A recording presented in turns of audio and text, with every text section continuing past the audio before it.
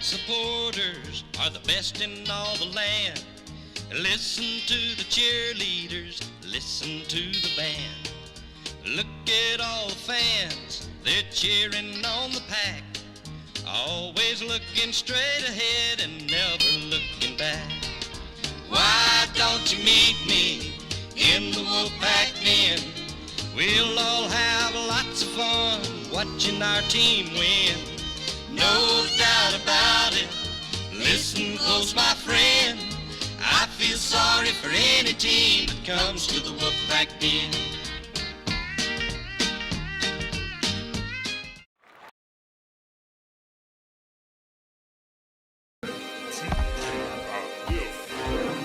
You hear them pads going clack, clack, clack, clack, clack.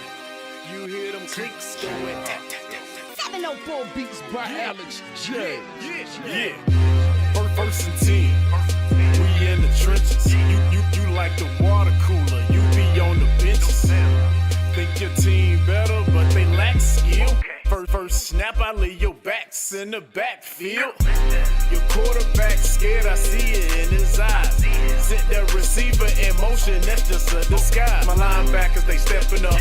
Clog a hole, no letting up. Taking on them big blocks. On fourth down, we get big stops. My secondary is balling out. Your offense keeps stalling out. How many yards? Like none at all. Cause special teams come punt the ball and it's gone. And you never see me fair catch. I get a block and then I'm gone like a Lear jet. My helmet on, pass strap tight. My jersey shining in them Friday night lights. Win, we just came to win. Win, we just came to win. Friday night lights. Friday night lights. Win. We just came to win. Win. We must protect this house. I'm in a huddle talking to the Hawks. We gonna run it down their throat soon as we get the ball. Come out and fire off the ball, we going on one. My skill position so proficient, break for long runs. Come out running that option. That mean I got the option to keep that or pitch that. Defense, they gotta fix that. 4 receivers, we spread them out in the shotgun. Hot reads, I got some. My tight end, so awesome. Touchdowns, I toss some. We score 6, scoreboard, that score 6. Respect the ball, we protect the ball. We don't fumble, no throw picks. I feed my linemen pancakes, so all they blocks are pancakes. Push you around like all night. End of the game, get your handshakes, huh? My helmet on, pass strap tight. My jersey shining in them Friday night lights. Win. We just came to win. Win. We just came to win. Friday night lights. Friday night lights. Win. We just came to win. Win. We must protect this house.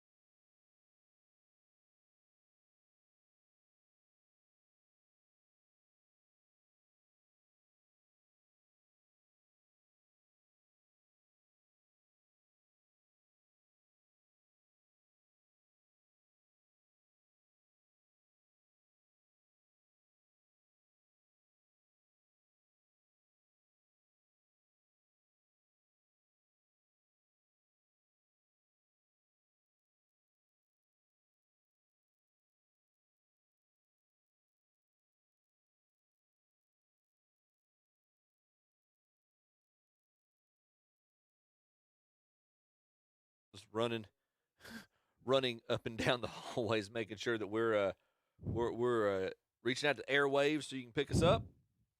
But we're getting ready. All right, we're good to go. That's why he makes all the big bucks and tells us what to do.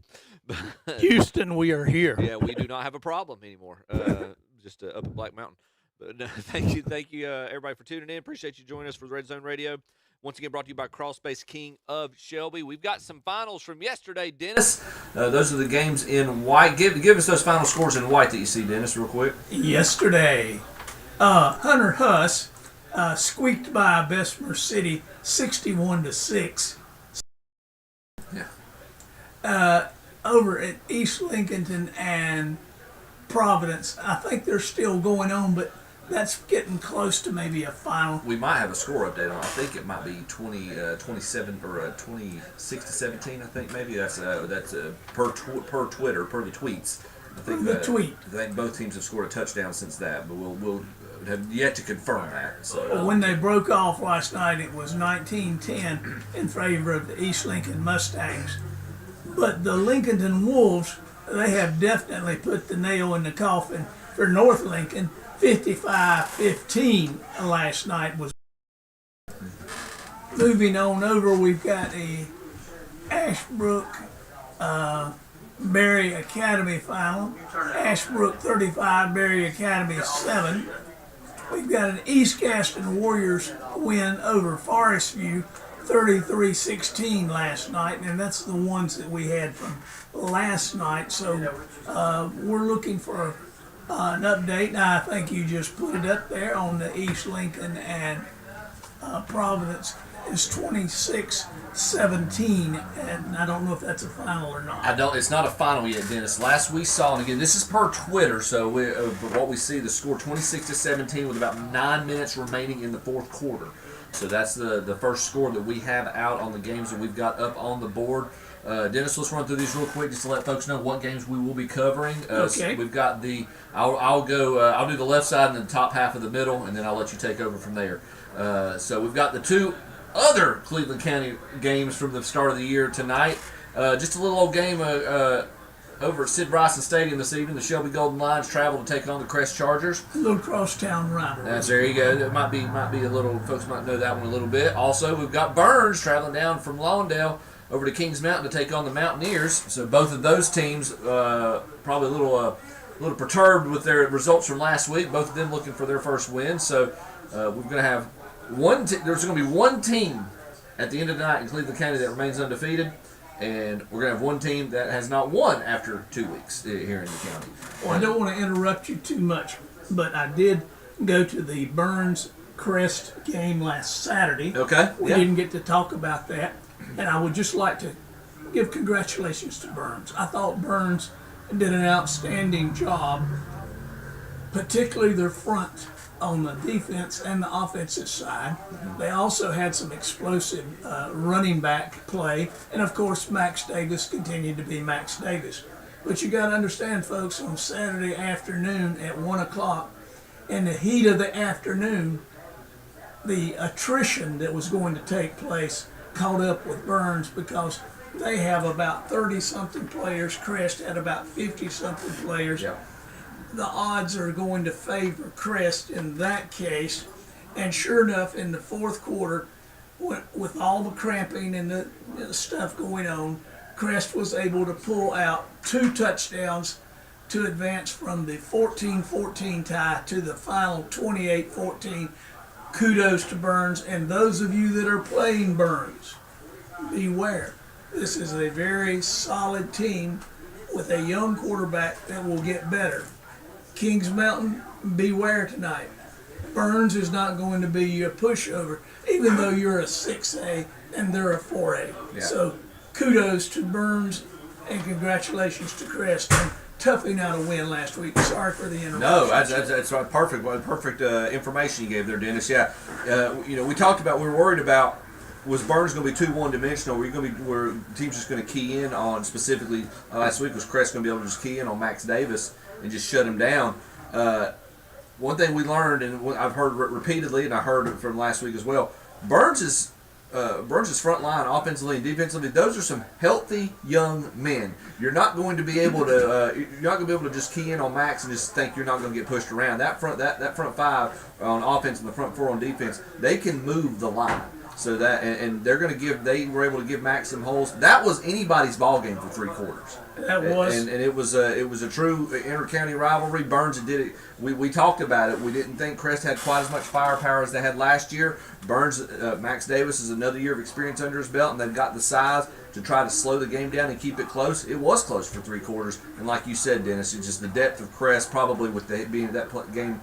Probably the worst thing that could have happened to Burns is that game being played in the middle of the day like that, because your lack of depth or the lack of depth compared to Crest very easily could have caught up with you in that fourth quarter. well, that's not the best ideal time to play. Although the atmosphere was good because it was like a mini college game. Kind of like a Saturday afternoon college game. Getting you boys ready for the Saturday afternoon of the future. But my understanding is somebody on the Burns staff had an event of some sort they had to attend on Saturday night. That's why they scheduled it at 1 o'clock. Yeah, gotcha. Otherwise, Saturday night would have been a much more favorable time. Could have resulted in a different outcome of this game. I got to give Burns credit for hanging in there and being tough, not being intimidated in any way, shape, or form. But I've also got to give some kudos to Crest and Coach Mark Barnes back for his return, if you will. Yeah. He was able to bring things under control, particularly at the end of the game when it was neck and neck, as you said, and able to pull the rabbit out of the hat. And so we'll see. Remember, it was the first game of the year. Right. Kings Mountains lost to Shelby, first game of the year. Yeah. Burns lost to Crest, first game of the year. Same thing for those wins. Tonight, after this, you're going to start to see patterns develop on offense, defense, and other things. And that's why I think we talked about it in the green room. Yeah. I think Burns has got a good shot over at Kings Mountain tonight, absolutely. although it should be Kings Mountain at home handling Burns. But I think in the post-game show we'll be talking about, wow, Burns pulled that one out of the hat. I think there was in the Witherspoon Insurance pregame show. There's three of the 4 of us picked Burns to win that game, so very easily could see that matchup. So those are the 2 Cleveland County games we've got. Already getting some score updates. Thank you, Kevin.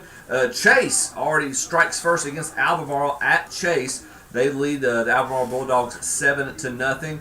Again, as the scores come in. Also, we've got West Lincoln getting on the board early against Lincoln Charter. They lead at West Lincoln 7-0. Terry Reinhardt's watching over that one up in the sky. He's enjoying that game right now, I'm sure.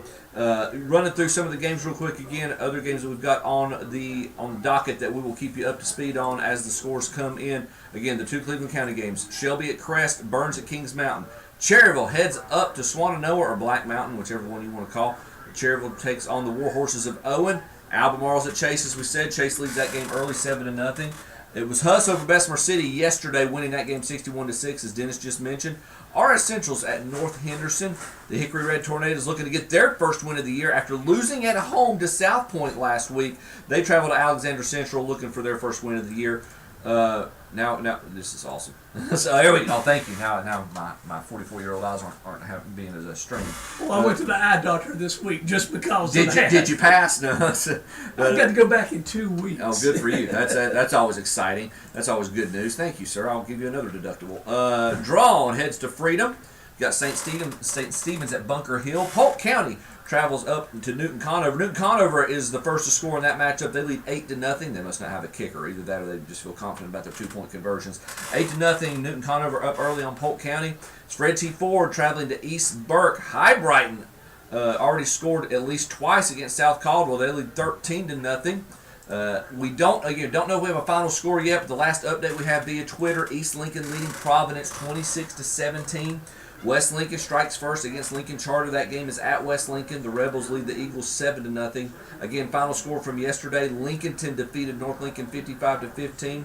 And then other games where I'll finish up for and then hand it off to Dennis. We've got Maiden that heads up to Fletcher up in the mountains to take on the Rockets of A.C. Reynolds.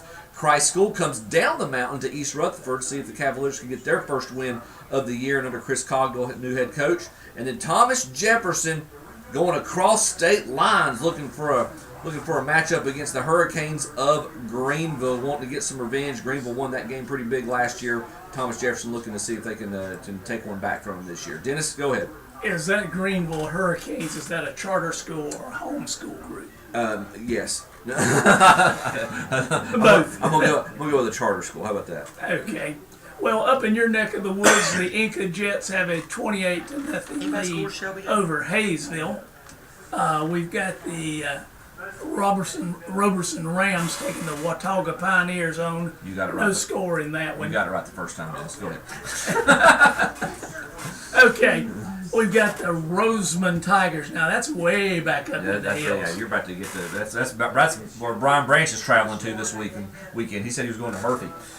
I started to say, just look for a big satellite and you'll know you're in Roseman. There you go. That's what they have, the International Telecommunications Center up there or something. Right.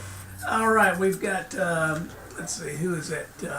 Patton Panthers and the Avery County Vikings. Two interesting teams. I wouldn't dare predict how that one's going to come out, but right now it's tied at 0-0. This is just one of the few games Avery's grateful they get to play, not have to worry about snow. There you go. Mountain Heritage Cougars are taking on the You better get that team. Irwin Warriors. Do they have a high school up there? Where is Irwin at? It's up in the dairy farming side of Asheville. Okay. Do they have any famous alums? Not at all. No, None at all. No, you don't. You can't. People used to say you have to drive. You can just drive through West Asheville and get a degree from Irwin. That's not true. You have to roll down your window and stop first. So go ahead. There we go. All right, we've got the McDowell Titans taking on the Mitchell Mountaineers tonight. It's no score in that one yet. We've got the Charlotte Latin Hawks taking on the South Point Red Raiders tonight.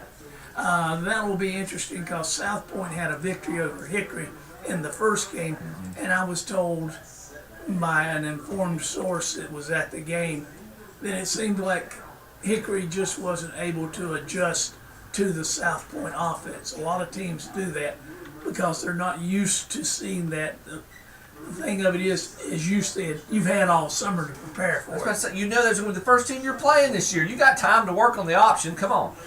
But That's a coaching issue if you ask me. but the next 9 games you're going to be in trouble. Yeah, right. All right, we've got Ashbrook Greenway 35-7 over Berry Academy last night. Kramer Storm and North Gaston Wildcats tonight. That's going to be an interesting battle to see who has the best team in Gaston County. All right, I got a score update. I'll let Dennis give this one. Uh-oh. Oh, I'm not surprised there. It's 14-0. It looks like the Shelby. Whoa. No. You don't sit here and say, I'm not surprised about this. No. Shelby is going to score tonight. Is Crest going to score tonight? Crest will score tonight. Okay. Crest will win tonight. All right. I'm on record. All right. Now you're happy. Hey, I am too, for the record. I picked Crest to win. We talked about attrition. It's not a 1 o'clock hot sun game, but I think what you'll see now is that the Crest offense will settle down. I know nothing about the game, what happened, don't know how Shelby got 14. They are good. Nobody has said Shelby's not a good team.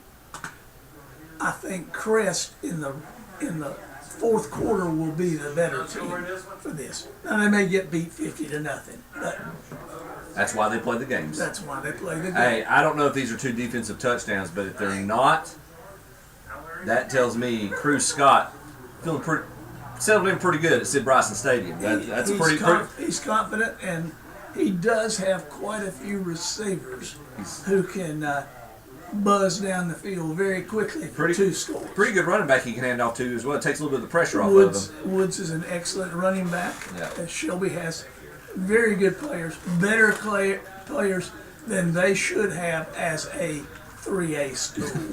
I'll put it that way. Kramer Storm and North Gaston Wildcats have not scored yet. That game has been moved to 8 p.m. FYI. That explains that. Yeah, that game will be scoreless for a little bit. East Gaston 33, Forest View 16. That was played last night. Yes, sir. So that explains that. Mountain Island Raptors over the Capella Royals. I'm not familiar with them. CPLA. I'm gonna have to find out what that stands for. It's You got it figured out? something learning. Central Piedmont Learning Academy. Oh, College Prep and Leadership Academy. College Prep is and that a Learning Academy from Minnesota? Is that what that is?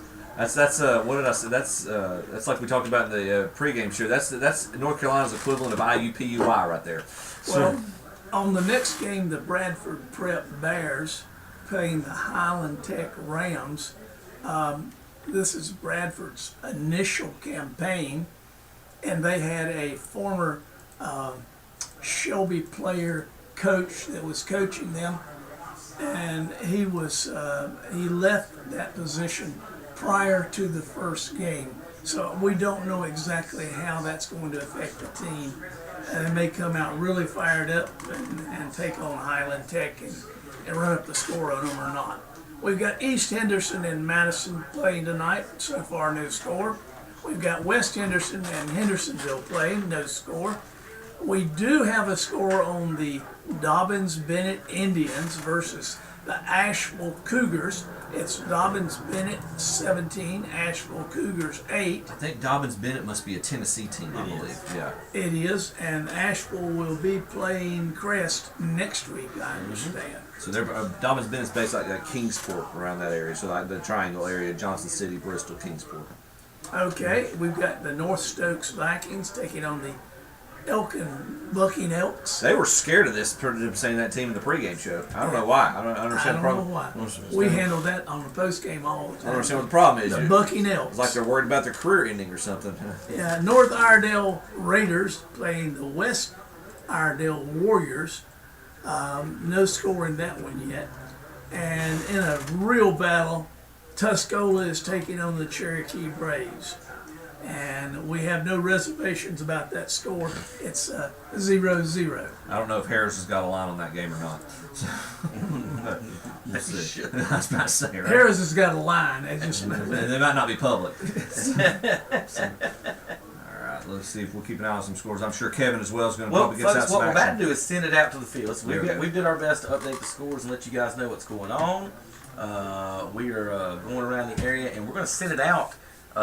We've got Burns and Kings Mountain video. Kings Mountain leads 6-0. We're going to check on that, and then we're going to also check on that Shelby Crest game in a moment. And then Cherryville and Owen still 0-0. They're in a rain delay up there in the mountains, so they're going to get started here in just a few moments in their game. So we're going to try to send it out to Shelby Crest first, get you updated on that, and I'm going to catch up with the Burns video, and then we'll pull that up here in just a minute. So just give us a few moments here. Let me press the magic buttons here. Any updates, Chip, before I get on moving? What I see looks like you've got all of them already posted there, Kevin. So, Okay.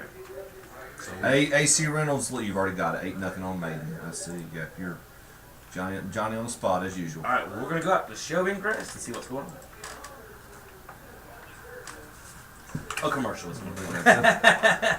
I can't tell on the audio. You just got to kind of zoom in, but I can go over to the Burns game and check that out. Got that. Okay. Almore and Chase is playing. We've got that on Waggy. Let's go to that for a minute. Whoops. Let me shut that commercial. But yeah, here we go.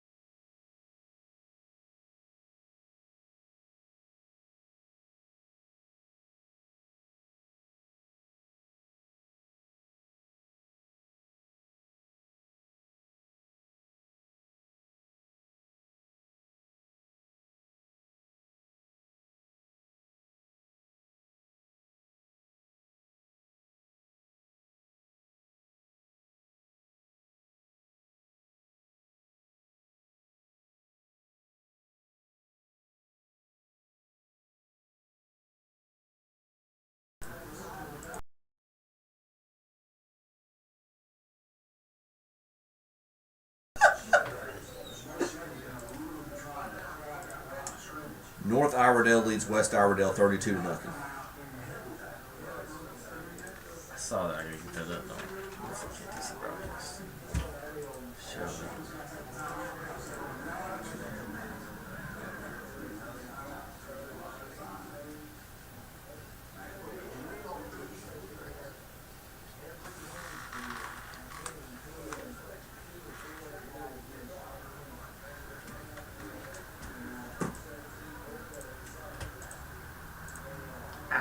Where'd I go? Let's check on Cheryl.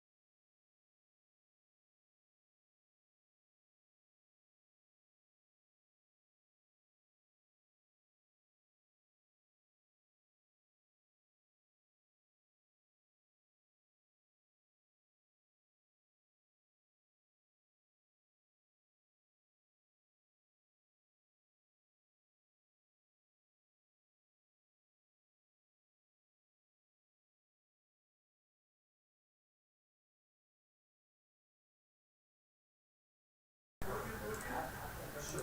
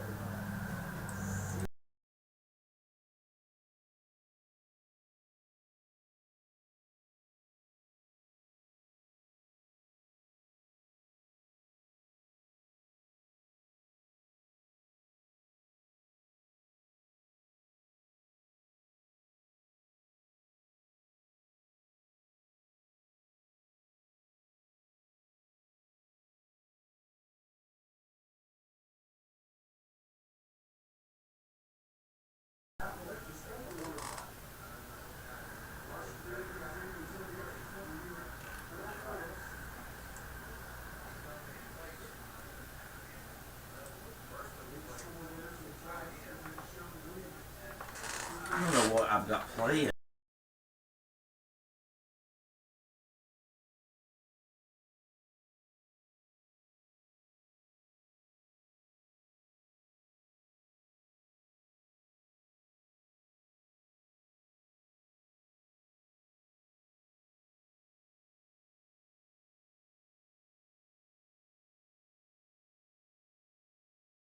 Nothing over Virginia Union.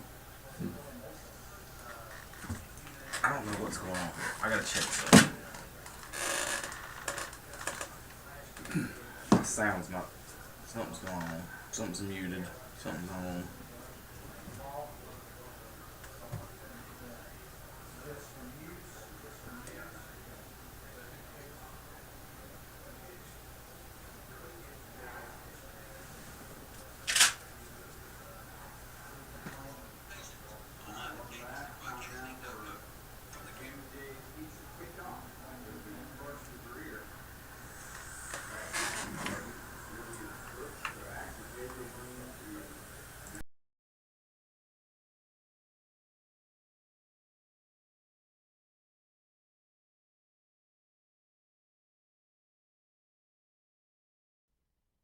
After that, Lovebirds Pizza 65-yard, 16-play touchdown drive. And this kick is going to be short of the end zone, taken by Williams about the 3. And he's out across the 20 to about the 25. Chargers may have gotten a fumble. And ball comes loose. Chargers come up with it. So Shelby fumbles the kickoff. And the Chargers recover at the 24-yard line of Shelby. First turnover of the game for either team. And J.J. Williams coughs up the kickoff return. And Crest now with an opportunity back in this game. Update you from the Kings Mountain Burns game. That game's in the second quarter. Kings Mountain leads that one 12-0.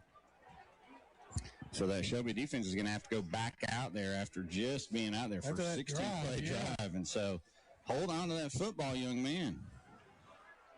And again, though, guys, we've talked about in this game, this rivalry matchup, how quick momentum can shift in between these two teams. No doubt about it, Robbie. That was just, all the momentum with Shelby, and now Crest has reversed that just like that. Huge hole. Bell will hand the ball off to Gamble. I think he slipped. Yeah, I think he slipped down, yeah. But not until he picked up about 8 yards. Momentum. I tell you what, over 16 years, I'd like a nickel for every time I talked about momentum in high school football. Tell you what, if anytime you get together, family reunion, you always want to see Uncle Mo. No doubt about that. 2nd and 2. So Bell ready in the shotgun. Takes the snap. Again, going to hand it off to Gamble. Not much there. That job by the interior of that Shelby defense. That was Hopper Williams with a little bit of help from Hollifield.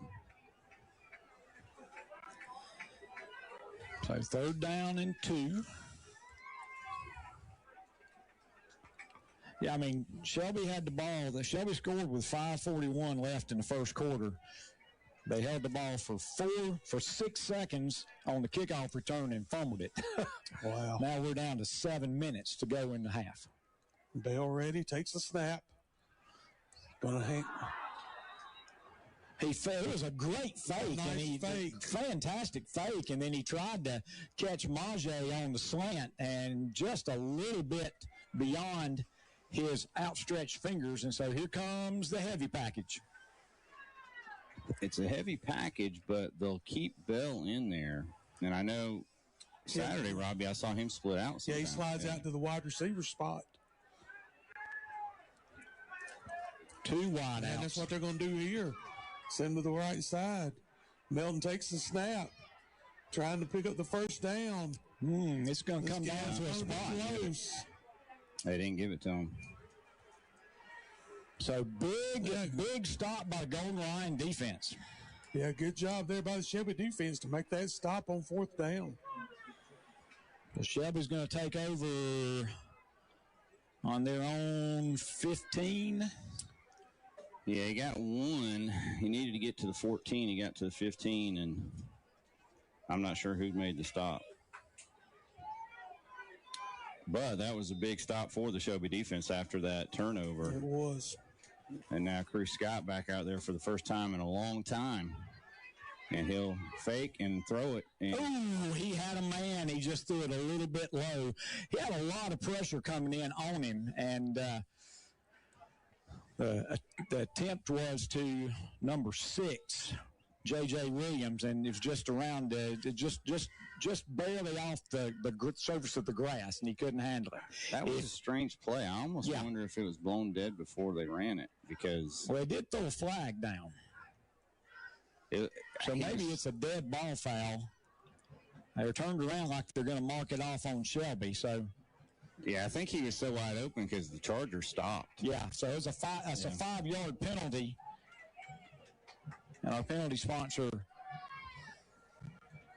is Honda Motorcycles of Shelby. So 1st and 15 for the Golden Lions. Way back at their 10-yard line. And now Scott will throw it, and he's going to hit out of the backfield Woods, and he gets maybe the penalty yardage back, and that's 5 yards. And that's Jonas Woods being Jonas Woods, because he was very likely to get a yard, and he was able to pick up 5 on that. So, 2nd and 10. So Scott now 3 of 5 in the game for 44 yards. 2nd down and 10 after the 5-yard pickup. 3 receivers to the wide side, and he'll throw. Boy, he threw that up. He shot-putted that one. And if he had been able to, not have so much pressure on him, he had Charlie Ratchford coming open, but he shot-putted that for a 5-yard gain. Yeah, to Collins. I thought maybe he got his he threw, because that ball just went way up in the air. It really looks like he shot-put it. It really did. Luckily... that Collins was there and made the catch for 5 yards, and now 3rd and 5. 3 stacked receivers to the left, 1 receiver right. And Woods is back there. They'll throw, but pre-snap penalty flag probably on Shelby. And those are killer penalties right there. They're just 5-yard penalties, but it's 2 5-yard penalties, and so that 1st and 10 becomes 1st and 20, because they lost 5, they picked up 5, they picked up another 5, and now they've lost 5, so it's 3rd and 10. Yeah, so they picked up enough yards for a 1st down. Problem is they got 10 yards in penalties. And so 3rd down and 10, big play from the Shelby 15, as Crest defense trying to get the ball right back after turning over on downs. And I'm sure they're going to come after Scott here with some pressure. I see Clark and I see Dobbins, and now Clark goes back and Cruz will throw. He's going to be rushed out of the pocket. He's going right. Flags come down, throws it downfield. It's caught for a 1st down, but I think we might get a hold way back in the back. Yeah, where that's at, it's going to be a holding penalty. Julius Brooks made the catch. He's signaling 1st down. Problem is he doesn't realize there's a flag down way back at the 10.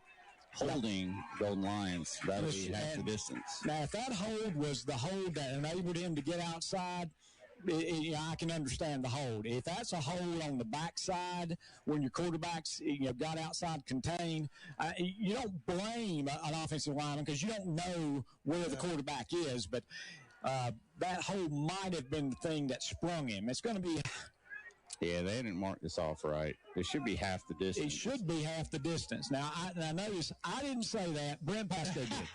Well, it should be to the 7 or 8. And I think they're actually going to get it right. All right. So it should be about a 7, we'll call it an 8-yard penalty. It should be 3rd and 18. Now 3 penalties on this drive have really killed the Golden Lions here. And let's see how conservative or risky they are here. 3rd and 18. He's going to throw from his own end zone, and he's going to be sacked. Ball's loose, and they're going to say incomplete pass. That's kind of fortunate for Shelby. Well, I was nervous with a sophomore quarterback, having him go back in the end zone and look deep, because that's not your average defensive lineman coming at you. And when they're just got their ears back and just coming, and I was wondering if it was time to run a trap up the middle and maybe spring something. But again, momentum stays with the Chargers now, and you got one of the most dangerous punt returners, and he's standing on the Shelby 40-yard line. Punt's going to be from about the 8-yard line, Brent. Yeah, and about halfway back in the end zone, T. Hollifield is the Shelby punter. And T gets off a low end over. And this is a shank. Yeah, this is a shank. It goes out of bounds at the Shelby 20-yard line. So a 13-yard punt, and Crest is back where they were when they turned it over on down. It's interesting, guys. We've kind of seen it happen for both teams now in this game. The exact same thing. Yeah, both teams have had a couple of really short fields now, and if Crest scores, we're back even. Yeah, back to where two short fields. Where we started this thing. Yeah. And so let's see what happens. There is a flag on the play. And I don't know if that's an after the whistle penalty or not. They haven't signaled.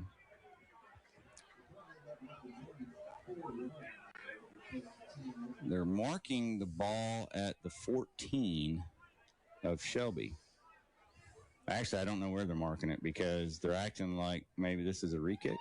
I think it's unsportsmanlike against Shelby. Okay. So Shelby, if that come after the play, it's going to give Crest that much better field position. Now the penalty yards are piling up on the Golden Lions. Crest has 5, Jeff, but only for 22 yards. 5, 5, 2, 5, and 5. Shelby's are 10, 15. And now see where they mark this one.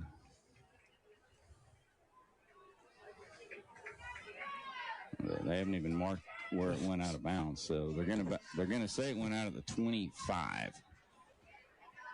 So is this a half the distance? Should be. Yeah. So actually, it was a 19-yard punt.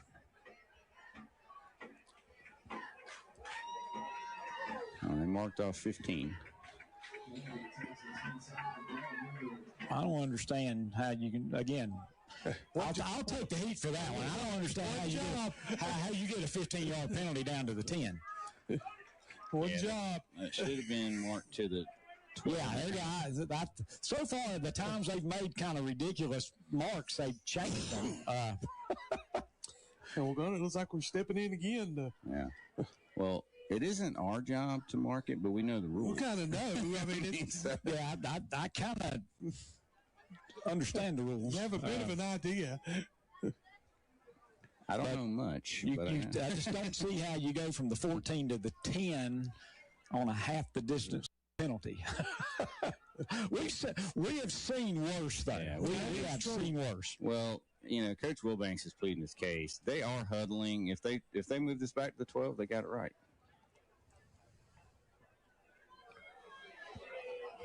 They got it right. And I like to give them credit when they get it right. I mean, they've had 3 difficult times marking it, and they got all of them right. You hear that? Cinefoni's not listening because he's working, but... So they're going to take over at the Shelby 12, let's call it. Yep. 1st and 10. This is, you talk about short fields. This is really short. Yeah, really short. I wouldn't be surprised to see the heavy package the whole way. And that's what they're going to line up in. That's what we're going with. They could also throw off of this. So Melton will take the snap. Glad's going to hand it off this time. Big scrum there in the middle of the field. Going to get down to maybe just inside the 10-yard line. I didn't see who got that. I'm assuming Gamble. Yeah, I think it was. Okay. I think it was Gamble. Now they're bringing further heavy. Yeah, there's more size comes into the game. 2nd and 6, I believe. I think 7. They gave him the 9. And Crest will run back up to that line. 12 carries for Gamble here in the Why first not? half. Why not? Melton again in the backfield. Oh, he's hitting the backfield. Good penetration And guess there who? by the Shelby defense. T. Hollifield. Now, he hit him in the backfield, but he dove forward, I think, got back close to it, and I think they're going to say a 1-yard loss. So, 3rd down. We're down to 4:11 left in this second half, and Shelby's held the ball for an entire minute and 40 seconds of the second quarter. Wow. The stat of the game, Crest with 0 yards passing. That'll change. It may change on this play I right was now, just Brent. going to say that. They're trying to lull Shelby, and then they're going to hit him. So Bell ready. Takes the snap, rolling to the right side. Looking downfield, gets the ball out. It's going to be caught. That's Thompson. And he's going to get into the end zone for a touchdown. The old announcers, jinx if you're a Golden Lions fan, but if you're a Charger fan, the lucky charm there, Rob. Well, it wasn't a jinx. I just felt like they were going to throw it on that time, and they did. Was that 9-yard or 10-yard? 10 yards. Big E Gaffney touchdown. Make your child's birthday party a big touchdown at the Big E in Gaffney. Upstate Carolina's complete entertainment center. Gaffney. Carson Greer to attempt this extra point here for the Chargers. But they need Reggie Logan in there at the left side of the line, and now That's here right. it is. Was the quarterback in, or was that Melton that threw that pass? That was Bell. That was That's what I Bell. thought. Greer with the kick. Kick is up, and the kick is good. So on the Fountain Electric scoreboard, we're back where we started, tied at 14. You're listening to high school football, WHS. Sism & Son Paint and Body Shop. The Warhorses, as they have the ball 1st and goal at the 8-yard line. 1 wide receiver. Anderson into the pile. Not much there, but he pulls his way forward. He may have gotten back to the line of scrimmage, and maybe now about the line of scrimmage based on how they're marking it. So good play there by the Ironmen. Stand him up. That's already his 7th carry of the game for 27 yards. Again. Going again? Yep. Motion. And you got motion. Got a false start on one of the linemen for Owen. Well, now there's a conference, so was he drawn off? We'll wait and see. It's the first flag of the game. Lots of excitement, but no flags up to this point. Always a good thing.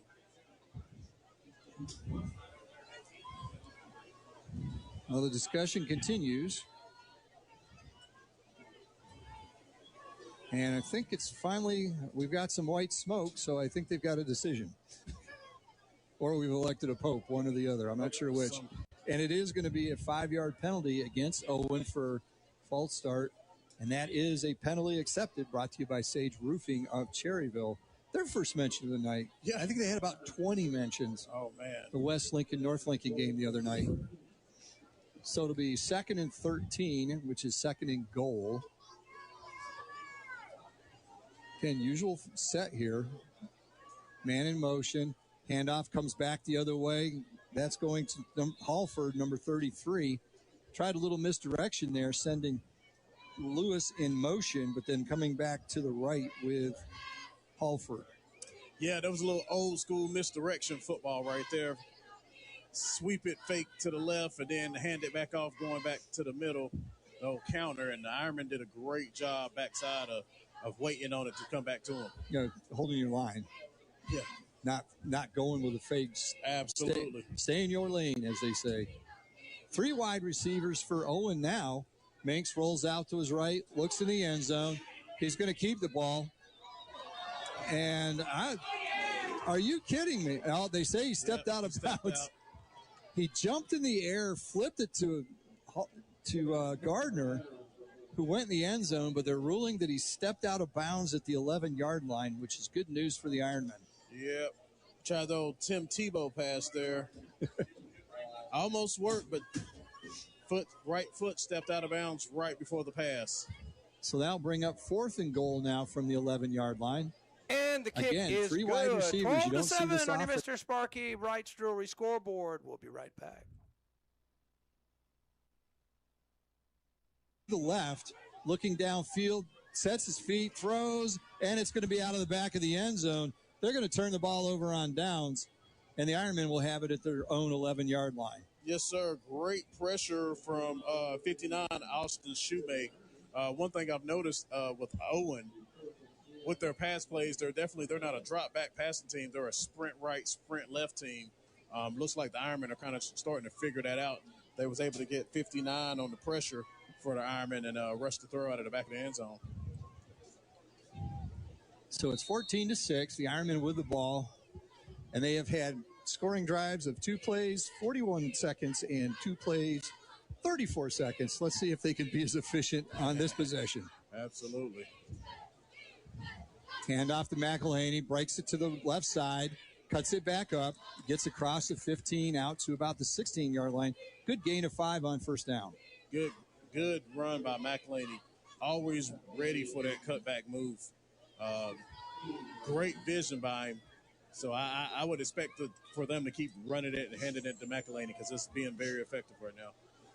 And part of that is the fact that they have so many wide receivers, it spreads the defense out. Absolutely. There's not as many bodies inside as you would normally see.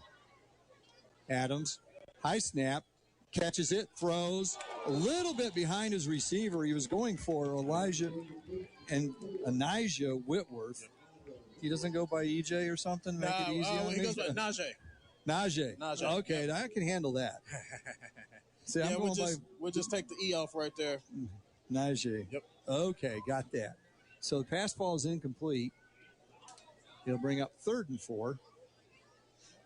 Had the man. He was kind of sandwiched in between defenders, a little bit behind him, tough to handle. A little bit behind.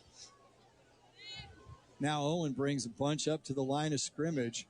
2 wide receivers, extra back. Adams is going to keep it this time. Runs it, gets across the 20, 21-yard line. It's going to be a cherry pit first down. Good run there by Adams.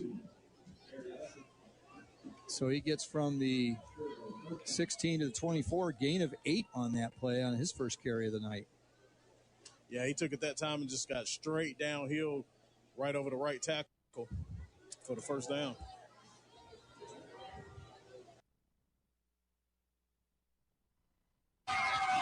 As he throws it when he shouldn't have, and he pays for it. Pick 6. I don't have the number, Robbie. If that's Collie Clark again, he's having a heck of a first 2 weeks of the season. But I can't tell if that's 5 or 3. I think it's 3. And it could be 2. It's either Hopper or Kennedy. I think it's maybe Hopper 2. Pick 6 for the Chargers with 2:15 to go, and Scott got what they did is they brought a delayed blitz from the linebacker. And there was nobody to pick him up, and Scott made that throw when he was being hit. Yeah, and just kind of threw it out to the right flat into no man's land, and it was so underthrown. The only guy there was the Crest safety who was just caught it on a dead run and just had the whole field in front of him, never stopped. Shelby didn't have a guy within 30 yards of him, and Carson Greer's PAT is good, and Crest with a 14-point comeback to take a 21-14 lead on the No Malarkey Mr. Sparky Scoreboard. Back after this with a Jam and Jay's Pizza Kickoff.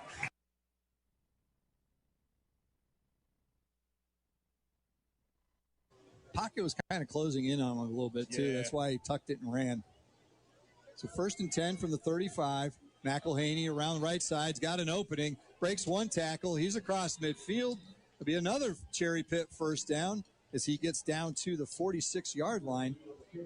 Gain there of 19. Ran very hard. Usually, I'm proud of him. Oh, I'm not going to say proud. I'm surprised of him. Usually right there, he does a little juke move, but he ran straight through that defender, showing a little bit of toughness right there. So we're down to a minute to go in the first quarter. What has been a very entertaining quarter. Cherryville now into Warhorse territory at the 46-yard line. Boy, we can see the line of scrimmage real nice right here. Oh, yeah. We're lined up on it. Hand off to McElhaney, runs it to the left side, goes to turn up, foot slips, and he goes to the turf, and he'll get a short gain of maybe 2. Not sure he would have got much more out of that one anyway. Yeah, I got about a turf monster that time. Been a couple of those already tonight. Yeah, it was covered pretty well though. Owen had their number 15 in position on that. Emerson Autry. He was in good position to snuff out that play right there. And we've got a timeout for a player down on the field. It is McElhaney. We'll be back to see what that's all about after this. Now, how many times have you said to yourself, one day soon, I'm going to get me a nice metal garage? Probably a lot, especially if you've got 2 or 3 cars, a lawnmower, or a motorcycle. Well, now's the time. Prices in Cherryville. They have all sizes of metal carports and buildings, RV covers, and more. Keep Chargers. They now lead 21-14 after being down 14-0 early. Here on your Wright's Jewelry, No Malarkey, Mr. Sparky scoreboard, 12-7. But Kings Mountain, the big play as Davis hauls in a 40-yard reception for another Ingalls Markets Reliable Roofing first down. And now Jenkins and company in business. Double wide receivers left, one to the right. And Jenkins will have it. Play action, throws a little sidearm in the flat. Man makes a man miss. I think that's 3 on the reception. 3. For a gain of 9. That's Hopper. That's his second grab. Covers Jerry Dawkins. Closing at 46 seconds left in this game. Another timeout on the field there. All right, so another Maxwell Hamrick timeout. We'll be right back.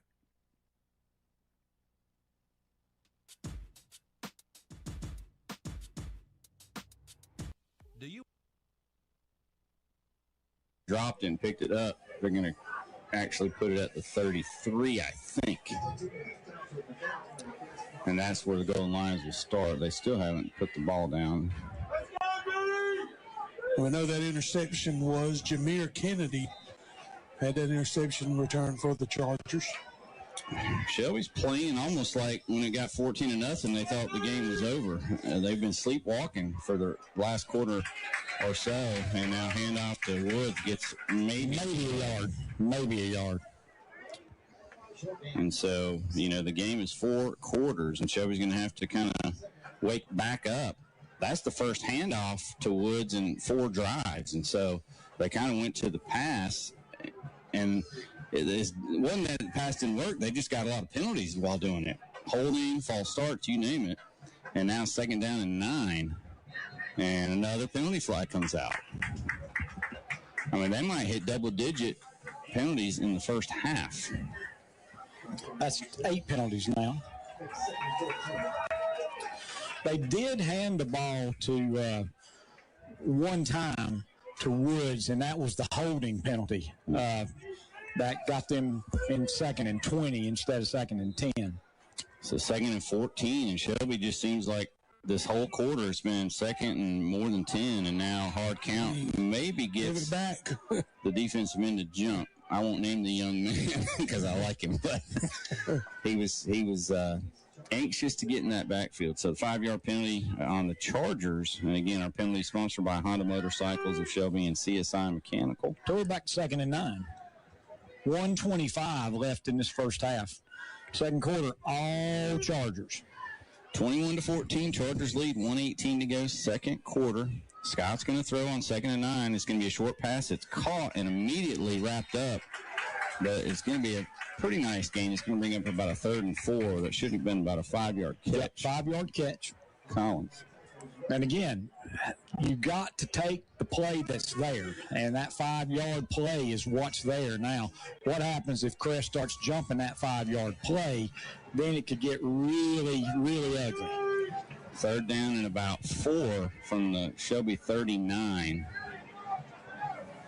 3 receivers stacked to the wide side.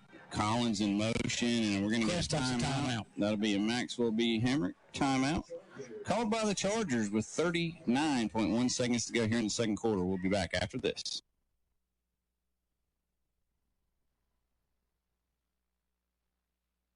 18 seconds left. But he did a great job getting out of the sack. 2nd down and goal. They still have 1st down on the board with the down markers at 2nd. Double wide receivers left, double wide receivers right. And it's going to be play action again. And under some pressure, throws it in the corner of the end zone too far. It's going to be incomplete. Yeah, threw it that back corner. Out of bounds. And we got a late penalty flag. Let's see what I we hope got. that is not some kind of running to the roughing the passer penalty. Let's see what we got. Looks like Kings Mountain might be going backwards. Let's see. I saw him get up from the ground. Let's see. So it's going to be dead ball. Personal foul against Kings Mountain. Nice. So that's another Hoyle Plumbing penalty. Oh, offsetting penalties. So those Hoyle Plumbing penalties will offset, and it'll be 3rd down and 9. Not sure, didn't see it. My eyes were on the action of the pylon, but 2 big plays here for Burns. 3rd down and goal for Kings Mountain. So Burns would just love to keep him out of the end zone. Kings Mountain, I believe, out of timeouts. No, they're still showing 1. They have 1 timeout. They're going to have a couple cracks here. So double wide receivers left, double wide receivers right. Jenkins in the shotgun again. I think that's 6. That's Camp beside him. He's back. He lets it go. Corner of the end zone. Jump, leaping catch made. And that's 5. And that's, I think that's Hutchins with a 9-yard TD reception. Yeah, threw it to that back corner, right at the very corner of the end zone there. So after 2 TD runs, now Jenkins has a TD pass, and on your No Malarkey, Mr. Sparky Wright's Jewelry scoreboard, it makes it 18-7. That's also a numbers bookkeeping touchdown for the Mountaineers. And now they're going to try the PAT again. And again, the PAT is brought to you by Reliable Roofing and Honda Motorcycles, both of Shelby. Yes, that was Ryan Sisk on the PAT. It was Uribe on the kickoff. So thank you, Becca, for letting me know. Snap is back, kick up, and kick. I think it might have been tipped, no maybe. good. So the PAT no good. It remains 18-7. On your No Malarkey, Mr. Sparky Wright's Jewelry scoreboard. We'll be right back.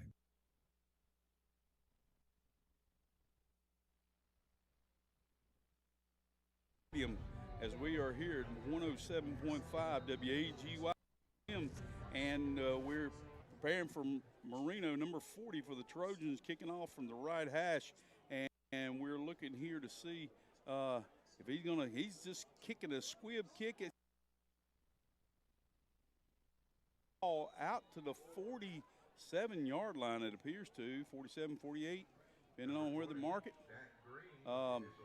Looks like he's going to mark it at 46, so it doesn't matter what I say, Coach. So it's always something different. He's not listening to you today, Coach. So here we go. That's right. As my grandson Everett said yesterday, he said, you know, Pop, Nana just doesn't listen to me.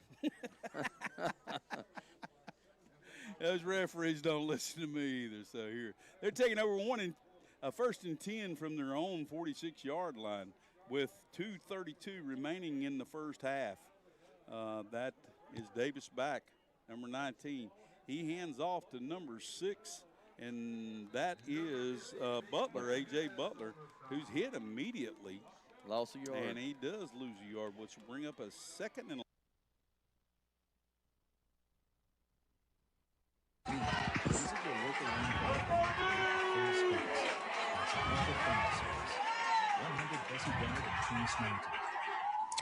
Third down 4 for Shelby. High snap. Scott comes down with it. He looks deep. He's going to throw it.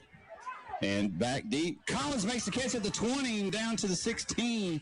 Shelby's going to have to take a last time out. And they're going to call him down at about the 18. So somehow Collins got deep and unaccounted for. And they gave him some time to make that throw. And he made a good throw. And it's pretty important for Shelby that Collins went down, because if he had run 5 more yards, he wouldn't have had a chance for another play. Now, the question is, will the goal Lions go for it again on 4th down? Their extra points have not been going very high and very long, Brent. No, they have not. That was a 32-yard pass play. I think that's only the 4th CSI Mechanical first down. Actually, there's 6 first downs for Shelby. Okay. Two of them this series, actually. 3.2 seconds, basically time for one play, and I think the offense is still out there, and they are. Yeah, and it's a heavy package, or at least Tyson Williams is out there. Nope, it's a field goal. It's a field goal team. He was hidden in there, so it'll be a 34-yard attempt from the left hash. This is Grenier. A reliable roofing field goal attempt from the left hash, 34 yards. Man Collins is your holder. He just caught that 32-yard pass. It's a good snap and hold. The kick's got distance. Is it straight? It's the right upright. No good as time expires on the first half. A wild rivalry game first half. Chargers fell behind 14-0 to the Golden Lions. Scored 21 straight, and we go into halftime with your score, Crest 21, Shelby 14 on your No Malarkey, Mr. Sparky of Cherville Scoreboard, and your Fountain Electric Company Scoreboard. When we come back, our halftime show sponsored by Gardner-Webb University of Bowling Springs. 7, ball right on the 30-yard line. Minks keeps it. He's hitting the backfield. Nice play there by number 50. And, of course, it's on the backside of my roster. John Hedgepeth. Terryville has too many players. I have to go to a second page because I've got to make the print so big for my bad eyesight. Yeah, Trevor has a good eye on that quarterback sneak. Seems like Owen has had more success running behind the tackles tonight than they have trying to get the ball on the outside. So they give them back to the line of scrimmage. Hard to believe. 3rd and 10. Minks drops back, throws out in the flat. Catch is made by number 11, Thomas Russell, but he is leveled almost immediately after a short gain of about 3. And that's your quarterback right there coming in to making the open field tackle. Number 1, Jaden Adams, just coming in and chopping him down as soon as he was able to catch the ball. So it'll be 4th down and 7. The ball's on the 29-yard line. They need to get almost to the 22 for a first down. Minks running on here late with a play clock already down to 10. But they get to the line quickly, down to 5, 4. They're going to get this one off, no problem. Minks drops back, throws back the other direction. Oh, and that was so close to a pick 6. Jaden Adams read that one perfectly, had his hands up, went off his hands. If he catches that, they're still chasing him. Absolutely, and they're not going to catch him either. Great job by Adams on coming up with 2 back-to-back plays, getting the Ironman back, literally getting the ball back in his hands as he's also the quarterback. And that's going to be a second time they've turned the ball over on downs. Cherryville will start at their own 30-yard line after that. Got 7:17 to go in the first half. Ironman up 21-6. Adams drops back, looks, it's flushed out of the pocket, and he's just going to throw this one away. Lands in about lane 4 of the track. Good job by Adams that time, able to get out of there. Didn't really have much time. He did have Proctor going down the middle of the field once again, but there wasn't a lot of time for him to do anything.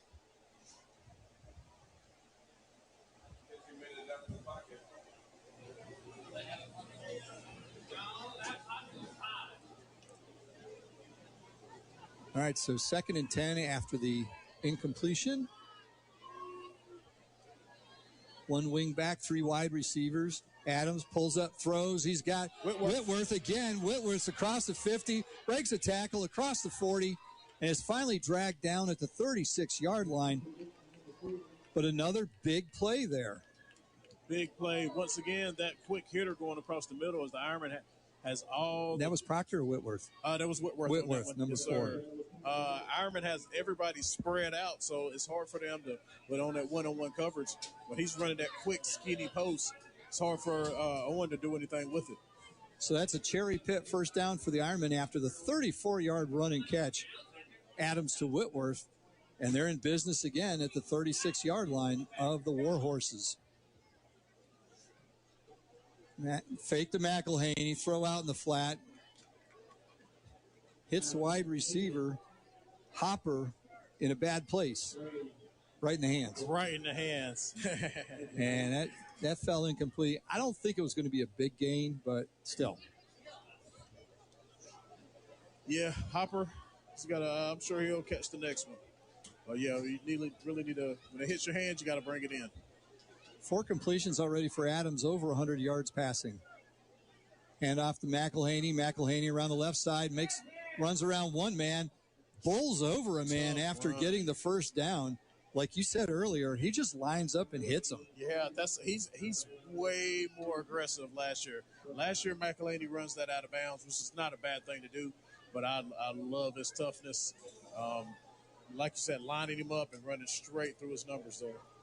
Gain of 15 for another Cherry Pit first down. Ironman marching down the field again. Just over 6 minutes to go in the second quarter, 21-6. 3 wide receivers. Quick pass, and it's behind the receiver. He had a man open on the slant, but he threw an out pattern. Yeah, that definitely had him open. It's going to give a chance for Hopper to reattain for that last drop that he had, but quarterback Adams threw it a little bit behind him right there. I know he wishes he had that one back. Now each one thought the other was doing a different route. Yeah. So it'll be 2nd and 10 from the 21. I definitely look for Proctor right here going across the middle. Halford is lined up as the safety for the Warhorses. He's the one that was going to be responsible for that. But first, the Warhorses jumped offside, and it'll be a Sage Roofing of Cherryville 5-yard penalty against the Warhorses. Their second, both 5-yarders.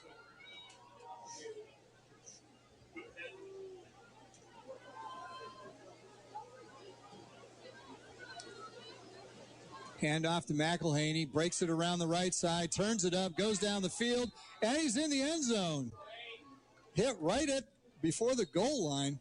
A little bit of wrestling going on for the football in the end zone, but it is a touchdown, but there is a flag on the play back at the 17-yard line. Yep, it's going to be a hold on the Ironman. So that'll wipe out the touchdown.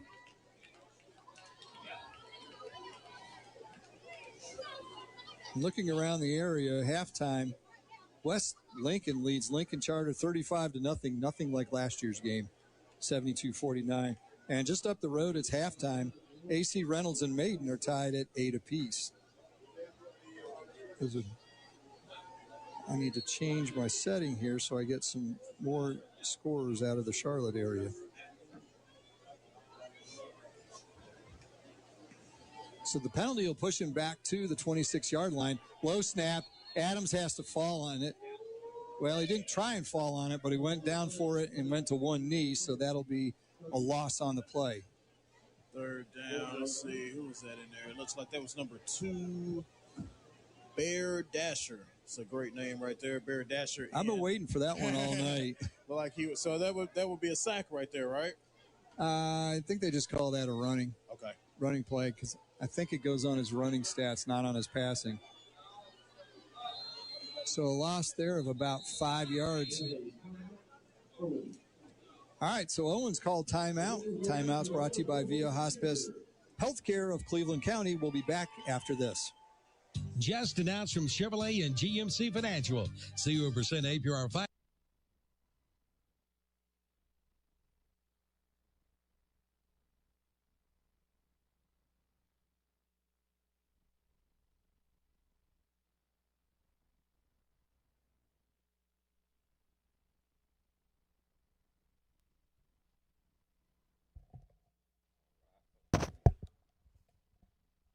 There we go. Hey, welcome back, folks, to the Crawlspace King of Shelby Redzone Radio Show.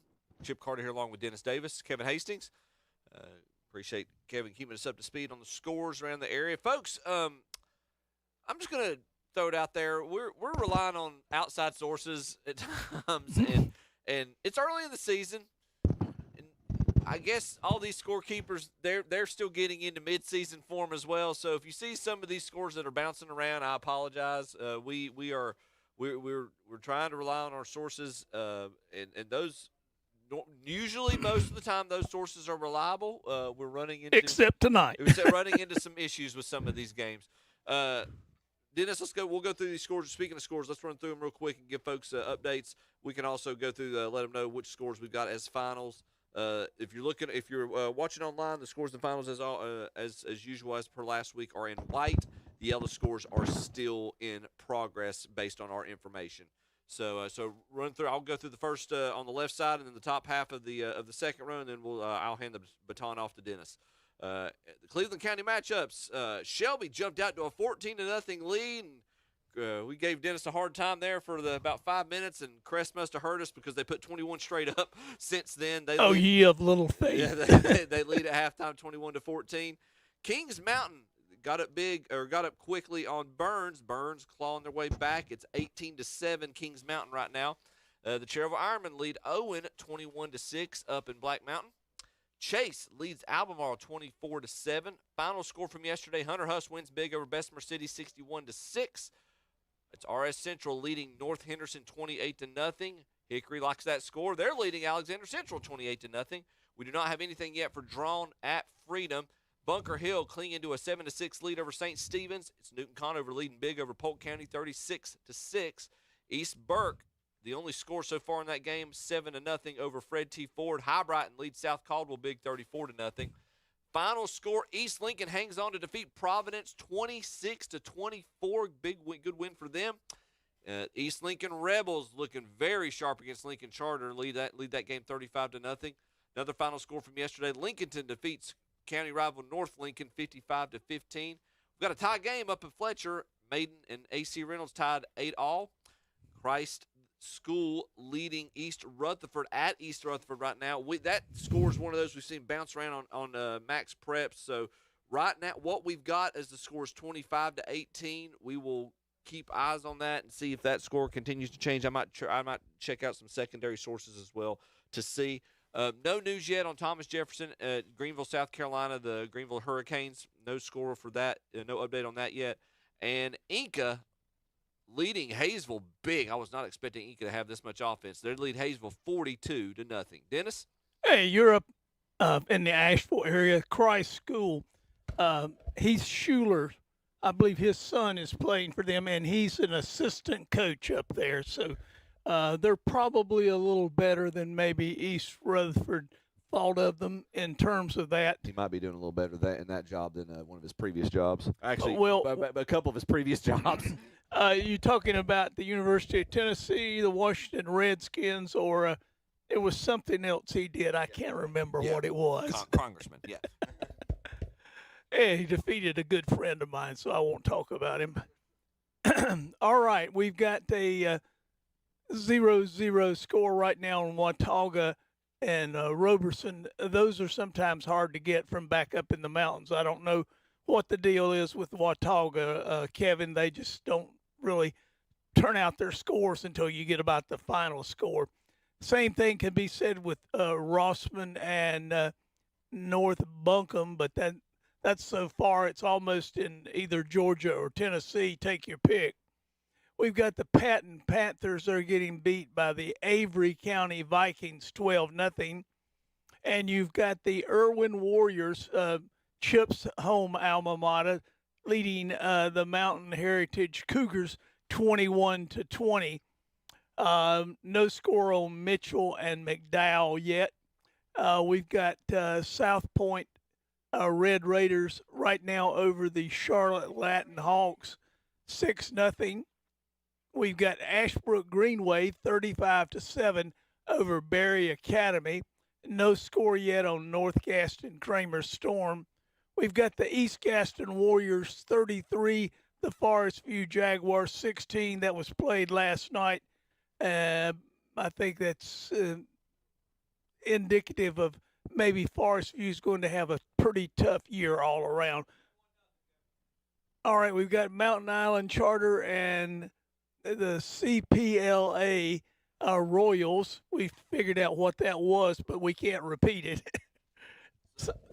Something about leadership or whatever. It's Preparatory Leadership Academy, Dennis. You know, Yep. They're a powerhouse. And right now they're not losing, but they're not winning because we don't have a score on them. Score yet. The Bradford Prep Bears and the Highland Tech Rams. You talk about a tough slobber knocker right there. Right. This is Bradford's first game, and they're without their head coach who had to resign this week.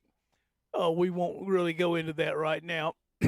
East Henderson Eagles and the Madison Patriots. We have no score yet, but we do have a score on the Hendersonville Bearcats and the West Henderson Falcons. It's Hendersonville 7, West Henderson 0. And we've got a score on the Dobbins-Bennett Indians. Chip tells me that's over in Tennessee.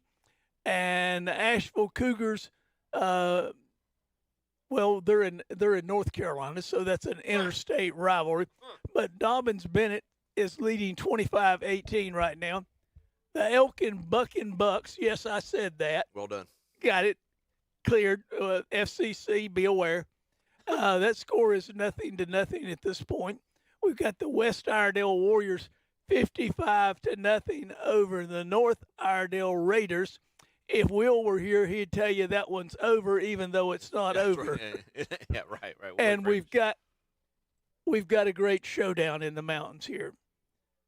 In the Harris Casino Open, we've got the Cherokee Braves 7 and the Tuscola Mountaineers 7. And I wonder what the odds are on that one, if the line's still open on that one. Yeah. Right. Get your bets down on that one, because right now it's 7-7. See what Harris has to say about that one. Yep. So we got those are the score updates. A couple of these games we got to check on this Avery County Patton game. I've seen 6-0. I've seen 12-0. I've seen some sources go back to 6-0. Or you can make up your own score. Just make it up as you go. So that game, Avery County Patton, looking at it, if you click on the 2A score, it shows 12-0. If you click on the 3A, it shows 6-0.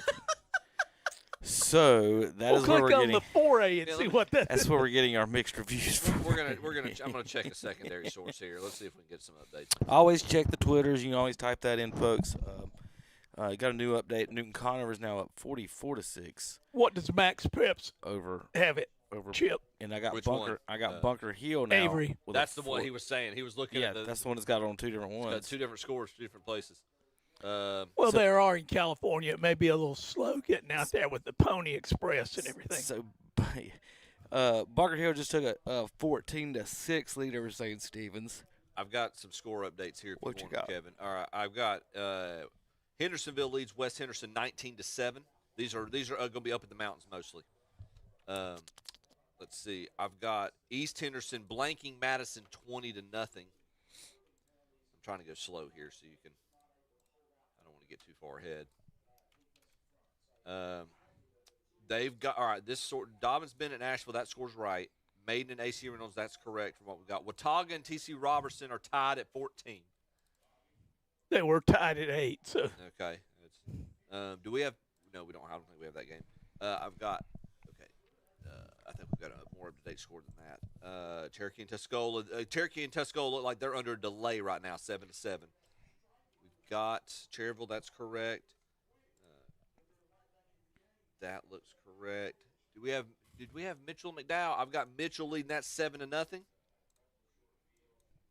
And that Irvin score, it stands Irwin 24-20. They are behind on that one. I've got. Let's see. I got Irwin 24-20. I'm looking at another source. That source is not caught up with Max Preps yet. North Buncombe leads Rosman 28-16. Looking at any others that you might. I've got this source says Thomas Jefferson and Greenville are tied at 13. Now this is the one that didn't have the right Thomas Jefferson score last week. I'll just make a note of that. So. Oh Lord. I'll look forward to this one being wrong later. So, all right, those are the. That's why we have a post-game show, That's Jim. right, so we can see which ones. Correct all the red zone mistakes. Stuart Kramer leading at halftime, 42-0. Wow. Double that score. Double is your that pleasure. all? Yeah. Is that all? Is that it? That's all my updates I've got for you right now. You said 42? 42-0 is what. Dennis and Chip, I was doing some research Uh-huh. on some of the local schools. Okay. And, looking at that, we talked about before about the number of boys per school and if that changes. Most of the schools stay around 50 to 54% boys in most of the schools. So they don't change that much if you do it like that, but there are a few that change around. But which one was we just talking about? I lost my train of thought. We're looking at Kramer before that, or right. Let's see. Crap! I lost my train of thought. There we go. As soon as you tried to make a decent point. Let's see. We're talking about looking at Thomas Jefferson and Greenville. Let's see. I was giving scores up west. My mind just went blank. For those of you that don't know, Kevin's train of thought is sort of like Tweetsy. I got 3 computers in front of me, Right. and Chip talking to me, listening down the hall, and I start thinking about it, and then it just goes away. Crap. I had a good point, Chip, believe it or not. Stuart Kramer's where you were, Kevin. I know what I was going to say now. North Gaston, based on their numbers, they should have a solid football team. They've got a bunch of boys, but they're not even competing with some of these teams that aren't even competing with the Crest and stuff and the Huss. And when you look at the numbers on all the numbers, but all the demographics, like they should have it. So I don't understand what's going on at North Gaston where they're not competing. History. If you've got a winning tradition, you'll have a lot of kids that come out for the team. Mm-hmm. If you don't have a winning tradition, it's hard to get those kids to give up, playing video games and come out on the hot summer days to get ready for the season. And what you've got there is they've been through how many head coaches in the last 3 or 4 years? Oh, yeah. It's like coach of the year. And it's just, I mean, a lot of that, I agree with you. It's got to go to developing the culture. And I look at the schools that have been successful around here that have done so. And y'all have heard me talk about it till I'm blue in the face. But 2 of the schools that jump out at you that you think about in the past couple of years that rewind 5 years ago and didn't have much, if anything, East Rutherford and Cherryville. And we talked about all the success that Coach Russ had with East Rutherford. Now, they lost a lot last year. They lost, and you're seeing that here at the start of this year. Chris Cogdell's, I would call this. I know there's probably a lot of upperclassmen that have been a part of the successful teams. They lost a lot of their primary skill players, and so in that sense, I would say there's Coach Cogdell's having to work on rebuilding at least certain aspects of that program. Cherryville right now, they are this year where East Rutherford was a year or 2 ago. They've got their guys are really they didn't have a lot of upperclassmen depth 2 years ago when Brian Ferree and I were doing their broadcast. A lot of the guys that were playing were freshmen and sophomores. Their starting quarterback halfway through the year was Jaden Daniels, was a freshman. Now he's a junior this year, and you see and it's one thing to get that playing time as a youngster, but to come back consistently and to believe in the coaching staff and to have a coaching staff that inspires you to develop that culture. That's where they keep coming back, and then you start seeing it pay dividends in 2 or 3 years down the road. I don't know what the situation is with North Gaston, but like you said, you and Kevin, the points y'all were making, if you've had a lot of coaching changes, it's hard you're having to reestablish that culture every year. Mm-hmm. All right, guys, let's do some highlights for halftime before we send it back out to Shelby and Crest. How about West Lincoln? Let's go out to West Lincoln for this highlight. Yeah. Rebels going up 14-0 on this handoff up the middle. This is the outfield cam. Yeah. Blevins with a touchdown. This made it 21-0 to West Lincoln. I like it when they run towards our camera. Over here. Oh, wait. Nope. Other way. That was a pass. In the end zone. Rebels. Did West Lincoln just throw the ball? A touchdown pass. This is like the 3rd turnover West Lincoln's got. All the highlights are West Lincoln fumble, West Lincoln interception. So there's another interception by Lincoln. Like, I swear there's 4 turnovers. Like, Lincoln Charter's having trouble tonight. I think they lost. It's just going to be a challenge for them with Braden Walden transferring. This made it 27-0.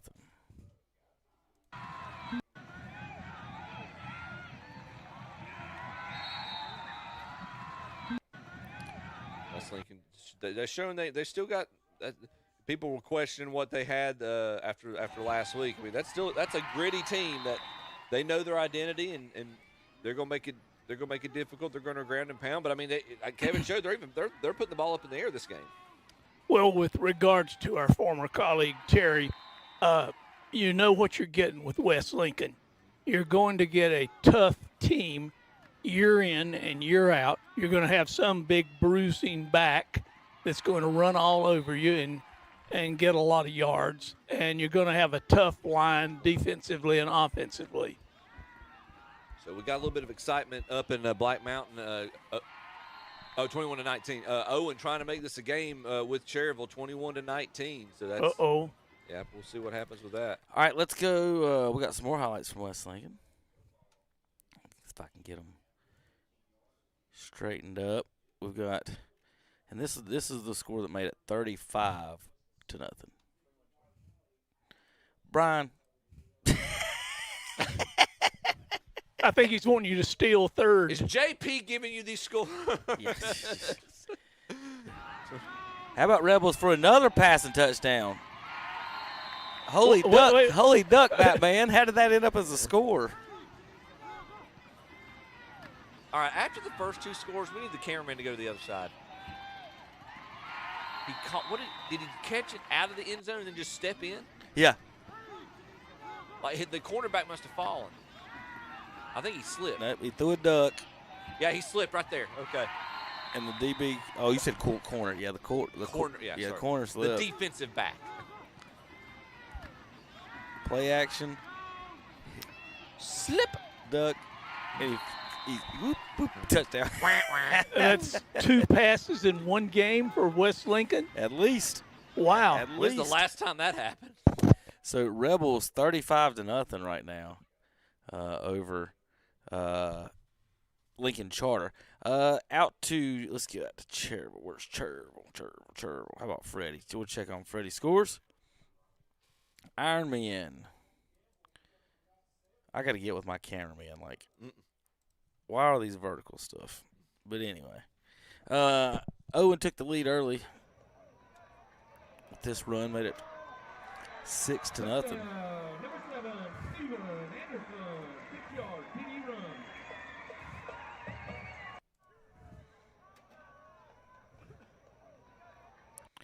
That made it 6-0. Ironman scored to make it 7-6.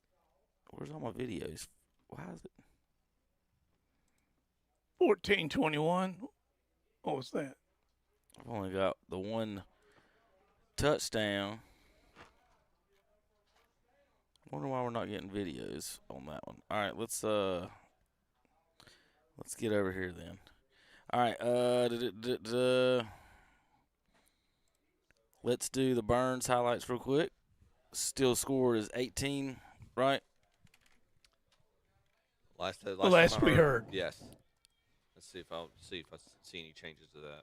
One Burns touchdown. All right, we got let's see. We'll find Joel. Where'd he go? Just had him. Where did my highlights go? Good grief. All right, so this is Burns is down 18-7, and we'll pick up some of the touchdowns here. This is Kings Mountain making it 6-0. Check. We got any sound on this? Let's see what we got. There we go. Kings Mountain from the 3. Quarterback keeper. Going left, making a move. That made it 6-0 Kings Mountain. And then Kings Mountain with the 1-yard touchdown here. It says 1 yard, taking off from the 3.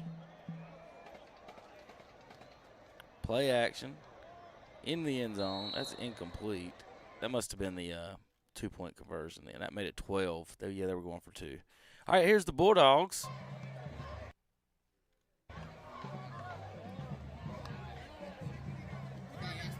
Quarterback keeper on the right side. He's in. That's the Bulldogs' only score of the game right now. It's 18-6, 13-yard keeper, and I don't know who kept it on that.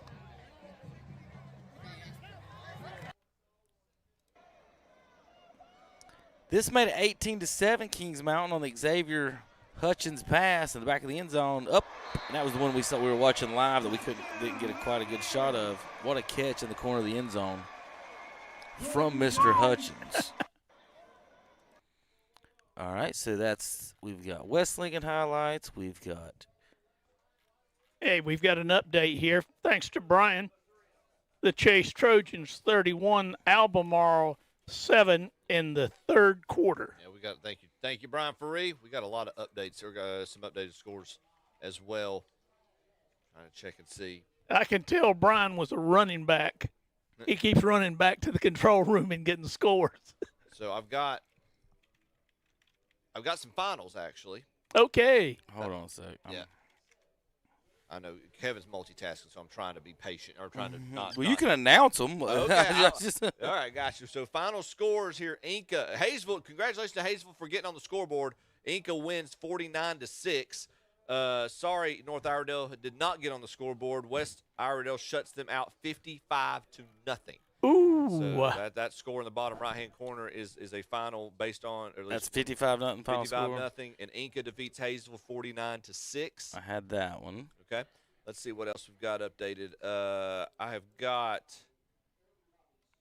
Asheville and Dobbins Bennett tied at 25. Okay. All right. We're going to go out to Chase for these highlights. Chase up 24-7 right now over Albemarle. We're about to see a big play here in a minute, guys. You're gonna have to watch Brian this. had just updated that to 31-7, and now it's 26-7. What is that? Kings Mountain. Give us a second, Brian. We'll get on that in a second. I'm going to go through the highlights for Chase. Chase up 7-0 with this pass. Logan Gold to Trajan Littlejohn. Nice little pass in the end zone. Was that a red-headed Littlejohn? Look at that. It's a ginger Littlejohn right there. And for all you folks at home have been wondering, Will the Thrill is now in the studio, and he's into his chicken tenders. Chase and Albemarle. This is the field goal. I was gonna let you eat. Made it 10. made it 10. That's a big old boy to be a field goal kicker. Oh yeah, that's it. Wow. Ooh. Look at him move. It's 10-0 Chase. Hey Will, if you need me to wave my hand over your plate, just bring it over here real quick. All right, boys. All right, boys, get ready. This might be the play of the night. Let's see this. Albemarle's only score, and my man runs like Brian Faree. Oh. Oh. Just. Go. Oh. Oh. And there he goes. Kevin, I've got a score. Kevin, I've got a score right He gone. They're trying to get him. Nope. Look at that strike. Coach Crum would have been proud of you, Brian. Brian Listen, guys, he hiked it from the 7. No, the 13. Yeah. So we got 87-yard touchdown right here for Albemarle on the little skinny post slant.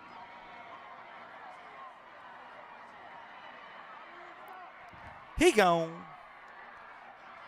10-7, they cut it, but Chase pulled away after that. Let's see. This made it 11-7 for the Trojans. Logan Gold to Trajan Littlejohn. The lefty. Ooh, bobble and catch. And a run through some people. I think the bobble was on the tackle. That fro is just, or that mullet's just flopping in the wind right there. I didn't know Carrot Top played football. We got Logan Gold again, the lefty. This time he finds Terrell Johnson on the little wide receiver bubble. I don't know what you call that.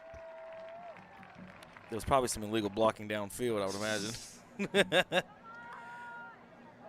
Little inside screen, I guess is what we call it. Touchdown. That made it 24-7. So things are clicking over at the farm tonight, as they like to refer to their home field. And that's the last highlight we got 24-7. But Brian just told us the score now. Brian is what? Oh, Lord. Here we go. 31-7, wasn't it, Brian? 31-7. Can you read his own handwriting? Let's see. Well, when they start pulling the notes out the pockets, that's when you start to worry about what we're watching. He thought he was back in class at Chapel Hill, pulling out his little notes. What color ink is that? Am I writing down? Anyway. Well, first of all, there are no classes in Chapel Hill. How were those? Oh, wait a minute.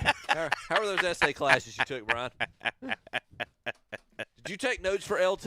Is that why they said? Is that why you had a locker right beside LT? You just gave you notes to him.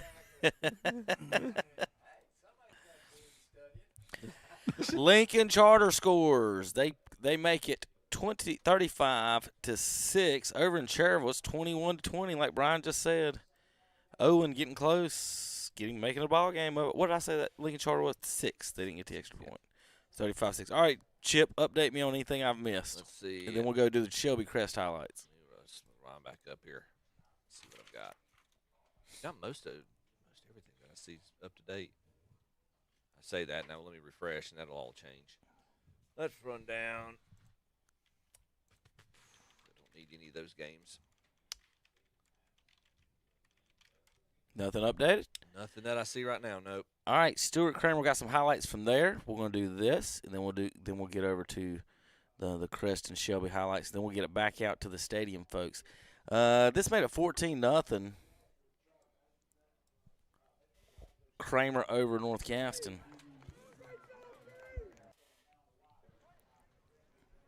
And the all purple. Big old boy. That's a big 22.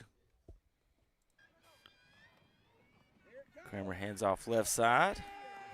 Touchdown, number 5. This one makes it 21-0. Kramer over North. Didn't get a good shot of that. I got to talk to Paris. He's supposed to stand behind the defense. Touchdown, 28-0.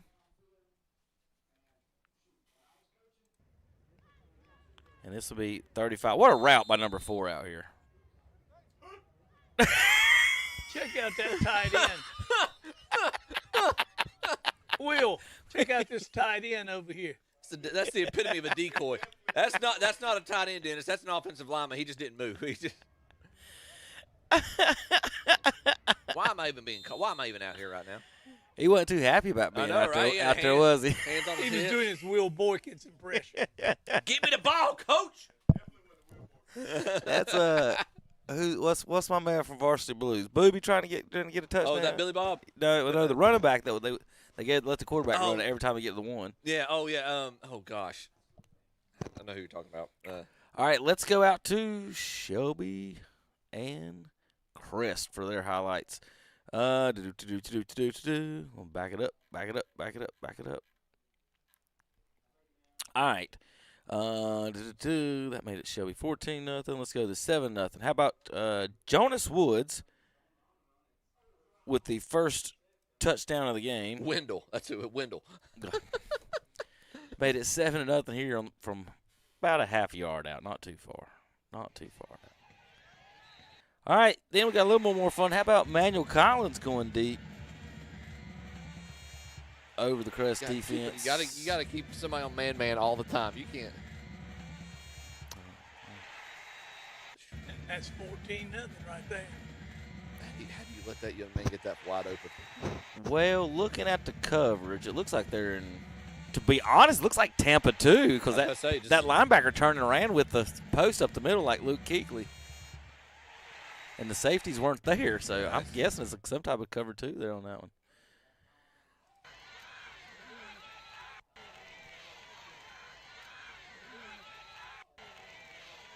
Brock Melton with the score. This made it 14-7 Shelby. He scored from 2 yards out. How about Majay Thompson? This little touchdown. Catches it, bobbles it, turns. And we'll just shake 2 or 3 people. Well, why didn't he go to that pylon? It was just right there. Whoop. What? Whoop. It's just a. He needed I don't think. Yeah, I think you're right. I don't think he knew where he was. I'd say he needed it. How about Kennedy with a pick 6? Pressure on Farmer. Scott. Scott. Yeah. So, and that was 21-14. I guess that's where we're still staying, right? Cardinal would have gotten pressure on him last night. Got you. All right, so there are the scores, the highlights. We're going to send it back out to the fields. 35-6 after 3 quarters at West Lincoln. We're going to send it back out to Brent and Robbie and Jeff. I think I got them all. Let's see if I can hit all the right buttons. Well, they just punted. I don't know if we want to go over there. That obviously they're not in. Let's check in at Burns real quick. See if they're anywhere near the red zone. No, they're at midfield. We'll go over to Shelby and Crest. Burns needs a score so here. Chargers will take over at the 37.5, and Robbie, take it away. Thank you very much. Again, the Chargers here in the third quarter lead 21-14 on the Fountain Electric scoreboard. So they'll bring the offense back on the field in a game that, as we thought, would be a hard-hitting football game. And you can just see, Robbie, the defenses are a little bit ahead of the offenses at this point in the season. They're going to throw the ball right over the top, not down. What do you call that? A hot pass? Almost a hot pass, yeah. Shelby just cannot hold the ball very long. I mean, they've held the ball. They've had the ball 2 times this quarter, 2:41 and punted, 2:17 and punted. They can't string first downs together at all. On their 2 touchdowns, 2:28, 57 seconds. I mean, they just and the defense just right back out there again. So the Chargers quickly back up. Bell takes the snap, rolling to the right side, looking downfield. Gets it out, and just wide. Ball out there intended for Carter Glenn. Just 2 for 8 for Bell for 10 yards, but one of those is a 10-yard touchdown for Majay Thompson. So 3rd and 10. Not exactly sure what went on below us to the right side in the stands, but yeah, and everybody in the stands looking that way, and the players on the sidelines. Shelby going with a 3-man front, and they took the big boys out. Yeah, they sure have. Took the big boys out, so this is going to be a speed rush with a bunch of DBs out there. Bell drops straight back, looking to throw, gets it out. Ball's down the field, and it's caught. That's a great catch. What a catch. And that was, I believe, 22. Brown. Sure was. A great catch. Yeah. Maury Brown on the He reception. got sandwiched, but I couldn't tell if the Shelby guys hit each other harder or hit Maury. Yeah. But he held on to it. That was, not only was that a great catch, but to hold on to it. Yeah, he got popped. Yeah. Yeah, we're seeing some lumber right now being laid by both these defenses. 28-yard pass play down to the Shelby 35. Bell takes the snap, hands it off into the teeth of that Shelby defense. Going to pick up about 2, maybe 3. But again, Chris, the clock is ticking. We're down under 4 minutes to go in this third quarter. No score since the halftime. It's still 21-14 Crest, but Chargers in goal line territory now. Tell you, neither team has really been able to hit a run, right? Yeah. They've gotten some 8-yarders, 9-yarders, but nobody's had a run over 10 yards. Bell back to throw, drops back, looking downfield. Pass out to number 13. It should be offensive pass interference. I don't know if they saw it. But he caught the ball out of bounds. Flag. Yeah, he saw it. 13. Yeah, it's Carter Glenn. And that was a situation that Glenn, the defensive back, had position on him, and he said, okay. So he kind of shoved him inside, said, go ahead and get a little bit farther inside. It was just too obvious. Yeah. Yeah. 12 Major Eves was in perfect position, and he shoved him in. Did he catch it? I mean, he was out of bounds when he caught it. It was a great catch. Yeah, he did catch it. But I think is it a 15-yard penalty for offensive pass interference in high school? Yeah, it is. Well, yeah, it is 15. Yeah, it's 15. That's the thing, Rob. I don't know if you're like me. I can't keep up with the pro rules versus the college rules versus the high school rules, and especially in passing penalties. Yes, sir. Bell back to back. Always got time. Looking downfield, nothing there. Now he pulls it down. He's going to run with it. Runs to the left side. Gets out of bounds with it. Pickup of about 7. Achilles Hunt was a little bit irritated because he was being held, and then he was guilty of grabbing a face mask. He could have had a 15-yard penalty on him, but then after the play, flag comes out, and it's on the Shelby sideline. Well, so it was dangerously close to Shelby hitting him late. And it's going to be an unsportsmanlike conduct on Crest. Makes you wonder if the quarterback said something after he got knocked out over there. So I would say probably had to be him. So marked back to the Crest 45. Let's sort this one out. So that was another 15-yard penalty after a run that got it down to the 40. Brent, I don't know how you keep up with all the numbers. So it was at the Crest 48.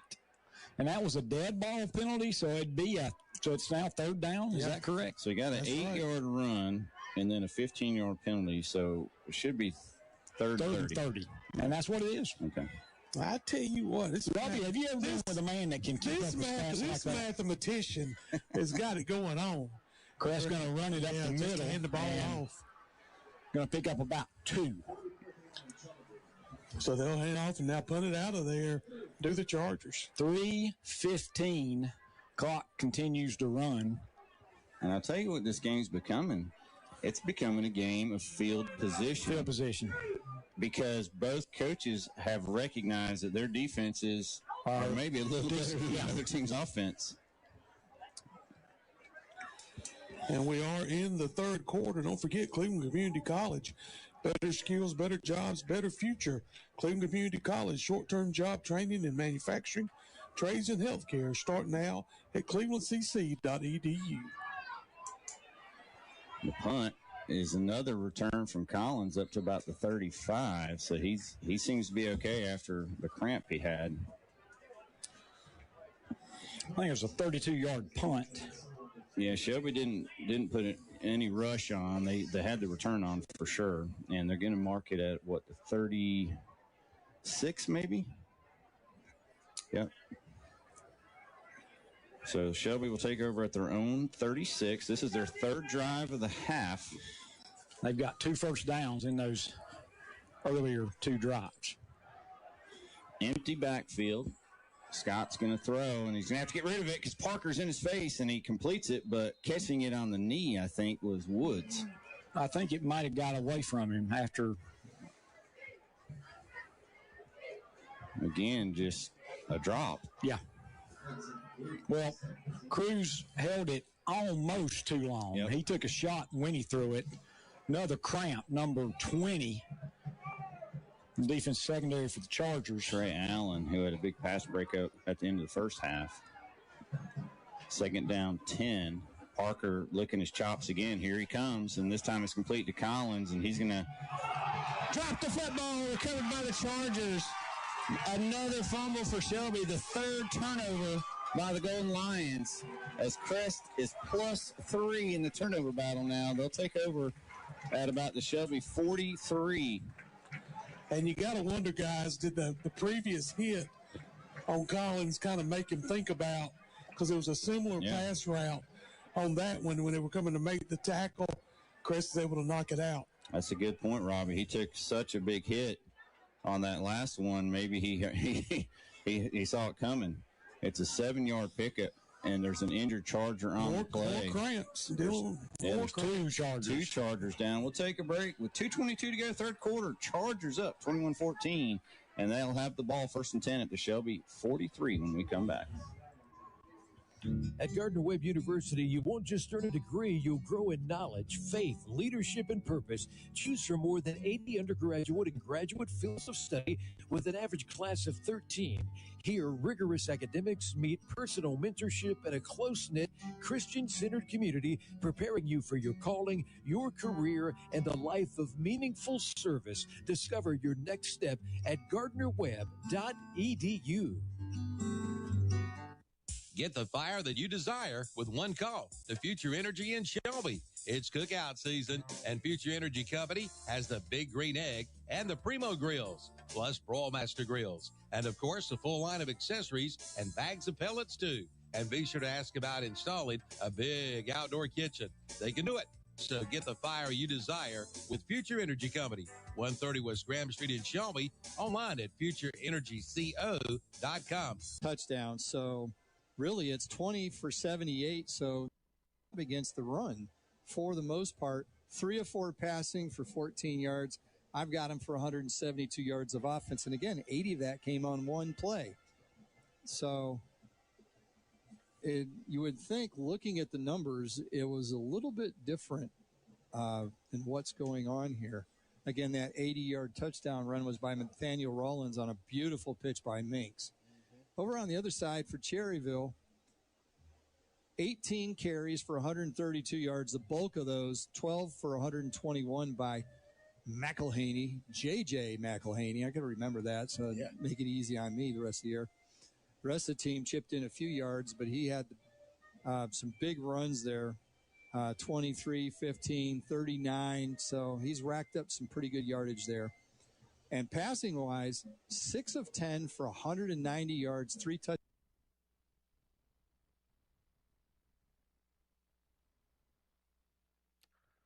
Still trying to figure it out. So first down and 10. Burns trying to get their personnel on the field. That third quarter, got to put it behind us. See if we get a little something positive going in here. Game, for all intents and purposes, out of reach. So now you just want to make some positives going into next week's game against East Gaston. Double wide receivers to the right, one to the left. And Wells has it. And he'll give it. Davis tries the right side, gets a little room, dragging tacklers with him. And they'll have 9 yards on first down. It'll be 2nd and 1. Yeah, good hard run up the middle there, Max Davis. So I tell you what, man, you just want to give him 8 yards. You just want to just keep your defense off the field for just a little bit. No, they did give him 9. Doggone it. Got Caden Wright checking into the game. He's one of our freshmen that's pretty talented. Saw him last night a little bit in the JV game, and he's got some skill. All right, is that Brawley back at quarterback? No, it's still Wells. It's Davis Wells, beside him. Double wide receivers right, and it's going to be Wells on the keeper. Makes one man miss, spin move, falls forward, and forward progress may net him the Ingalls Markets Reliable Roofing first down. So thank goodness for Burns. They get a first down, Yeah, I good believe. job there. Yep, they moved it. So only the first down for Burns of this half. As I say, I know the phrase tough sledding is probably a little bit overused, but it's been tough sledding.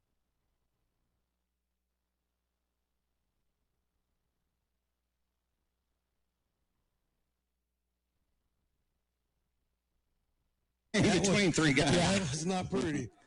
Not the prettiest of passes. And, Raper's not necessarily known for the passing, Right. but he's going to give you a really big threat running the ball. Yeah, you got to be able to at least, be somewhat of a threat to throw. Yeah. And he can throw it. Yeah. He's just, he's not had to throw it very often. Yeah. Doesn't get a lot of reps, let's put it that way. 2nd down, 10. Does Shelby have enough men on the line of scrimmage? I don't think so. And Raper's going to throw it, and he's going to complete it to Williams on the short pass. Williams is bouncing around. He's going to pick up the first down. The ball's on the ground again. This time Collins falls on it. And, Williams, that's the 2nd time he's put the ball on the ground. Yeah. And Shelby guys. That was going to be a first down. They're actually going to lose yardage. It's going to be 3rd and short now. 3rd and 2. Well, we are seeing defenders for both these teams. Yeah. Coming in wide open. Yeah, now we're at the hard-hitting part of the game. And the Shelby offensive line. Shelby tight end leans forward, and that's going to be a 5-yard penalty. I think they're both really tired right now. I mean, you got two teams that are tired, and it's just, whew.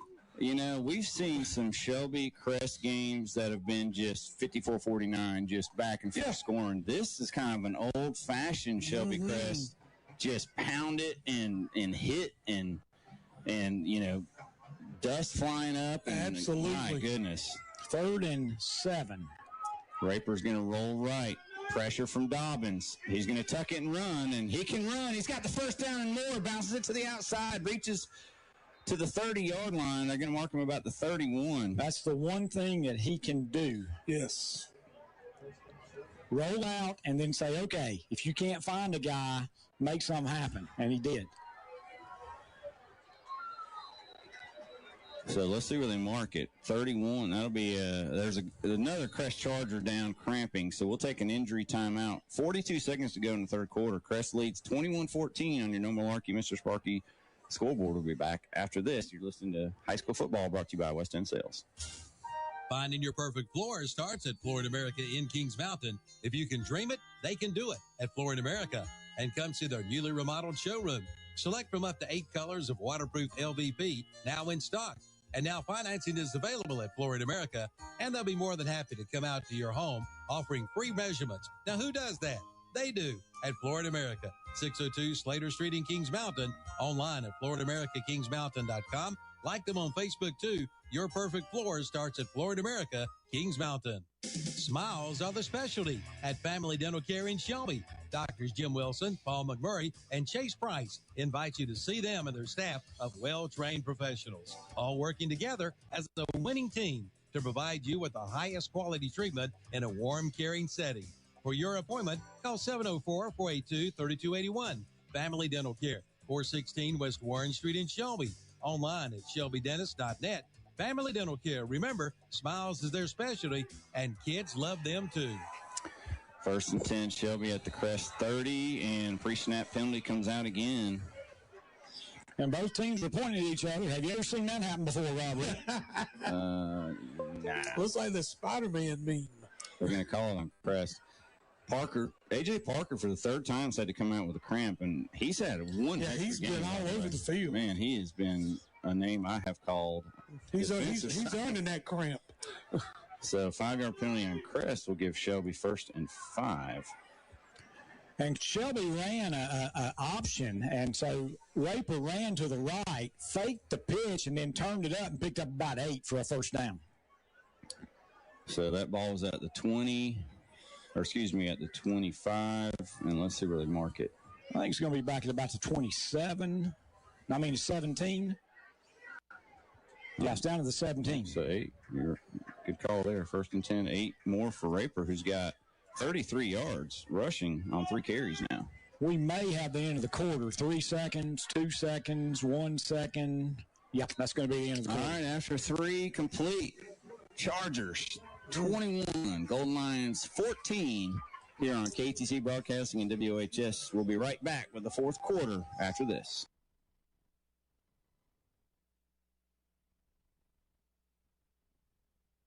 Steps here. Get in more comfortable back here behind the pocket. Double wide receivers left, one to the right. Man comes in motion. I think that's Ussery. And Brawley has it, fires a pass into traffic. Did he catch it? Nice. No, it's incomplete. He was looking for his brother Mason. There's a couple Kings Mountain defenders there. Thought he caught it there, but just off the fingertips. Pretty well defended on the play. So 3rd down and 7. As the ball at the 17-yard line. 3rd down, 7. 7:05 left to go here in the game. And now looking over there at the sideline is Brawley trying to make a little magic here on 3rd down and 7. Double wide receivers left, one to the right. Raleigh's got the football. Now he's going to give it to Davis through a little crease, and Good then hard he run. bulls forward, if I could say it, He's gonna be for about 7. Here come more flags. So he's going to get a 7-yard run, and then after the play, we'll check the flags. Yeah, he's gonna be right at the first down, but let's see. Oh, that's a bad spot. I thought he got all the way up to the 10, but maybe they hadn't marked it yet. Let's see. There it's officials discussing. Wasn't nothing obvious that we saw, but let's see what the call is. Well, the fans were. All right, folks, we want to thank you for watching and listening to the Redzone radio channel. We're going to get out of here in just a minute. We're going to let you finish up this drive here. I know they're backing the Bulldogs up, so I don't know where they're going on that. So we're going to leave you with we're going to let Chip go through the scores here in just a moment. We're going to leave you with some words from the Crawl Space King. Folks, want to thank our first time we've had our sponsor for the Redzone radio, Crawl Space King of Shelby. Get your crawl spaces cleaned out, dried out today. We'll play a quick word from them here in just a moment. I think we got time, so we're going to go to that, and then we'll come back and finish up with Tom and the gang. Let's see if I press all the buttons right.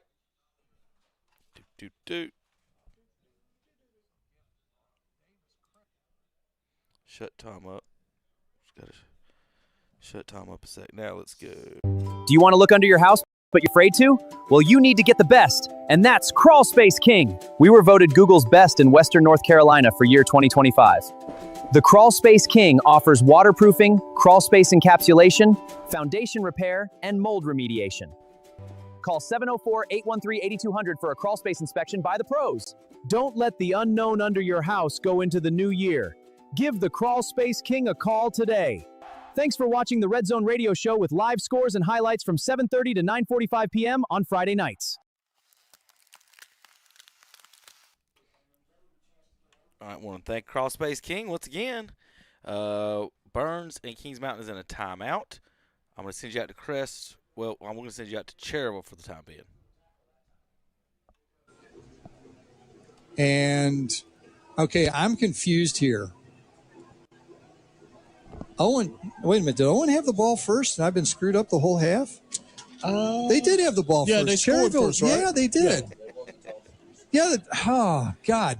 The whole last part of the first half, I was saying, oh, Owen will get the ball. They could double up. No, you idiot. Cherryville will get the ball. So, nursing a 2-point lead.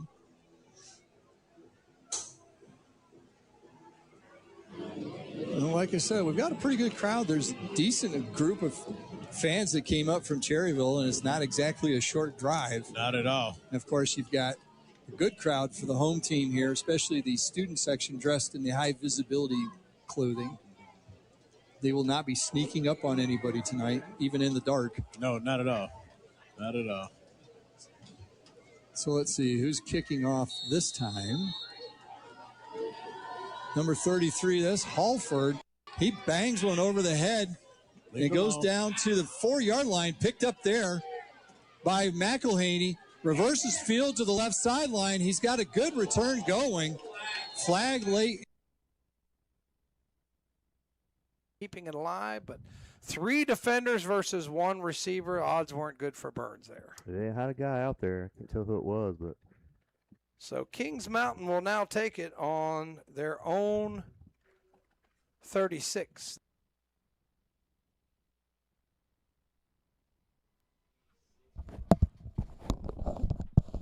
Wow, both.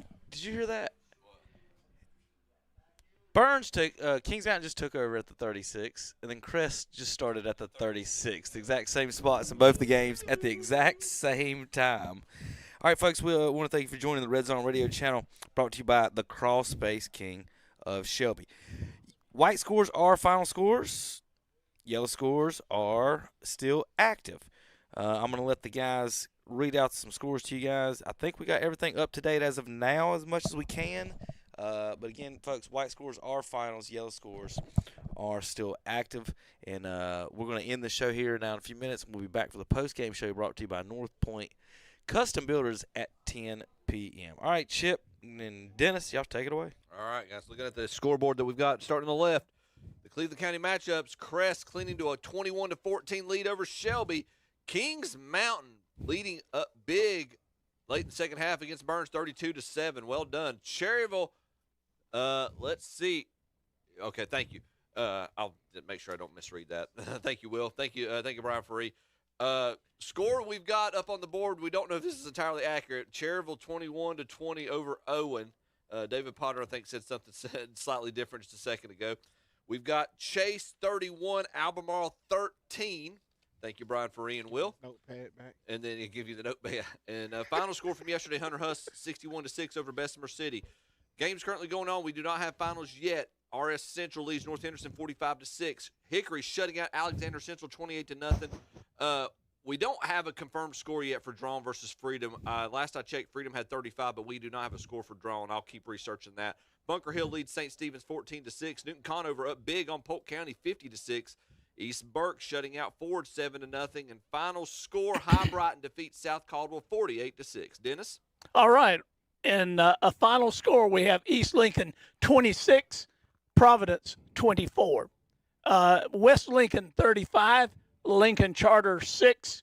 And a final from last night, Lincoln Wolves 55, North Lincoln Knights 15. How you like that, Will? And I don't know. We have an update on this AC Reynolds maiden score. It's 8-8. It's what we have as the last score. 8-8, yep.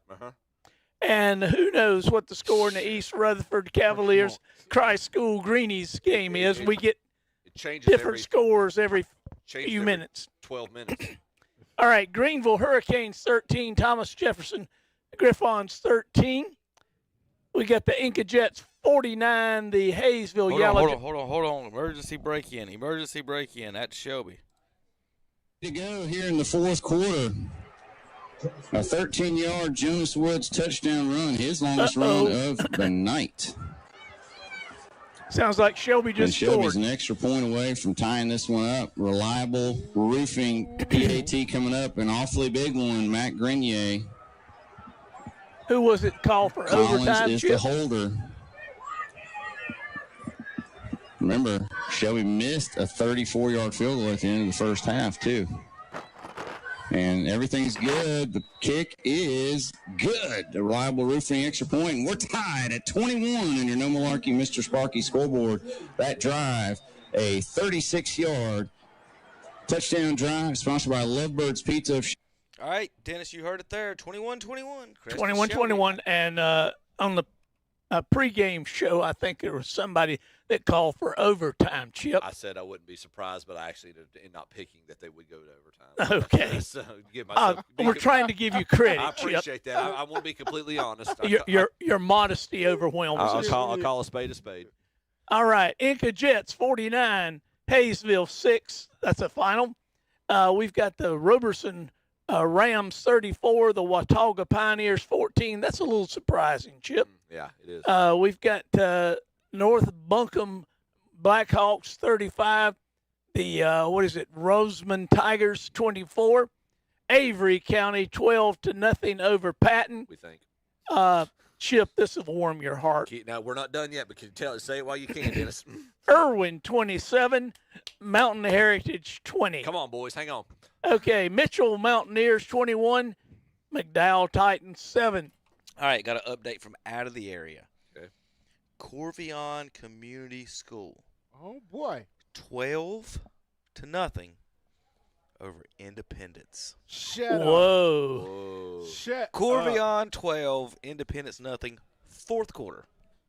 Shut your mouth and talk Now, out Corby of made it pretty deep in the playoffs last year, didn't The they? last few years they've made some runs, yes. Speaking of, nobody has made a single point tonight about the fact that we've got two state champions playing each other tonight. I know, I guess it's kind of assumed, but we got two defending state champions playing each other tonight. Well, in Cleveland County, that's just kind of the norm. Just kind of the norm. Par for the course. For these two. Yeah.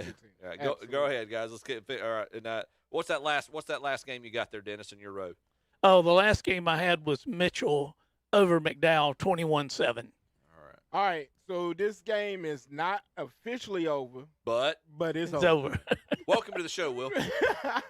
And we got Southport Red Raiders 28, Charlotte Latin 0. We got Ashbrook, and this is the final, 35. Berry Academy Berry Academy 7. Should probably sit down. People are tired of looking at my quarter zip. Okay, go ahead. Did we just have a wardrobe change? Look at this guy. Look at this guy. We got Kramer 49, North Gaston 0, East Gaston 33, Forest View 16. No score in the Mountain Heritage and CPLA.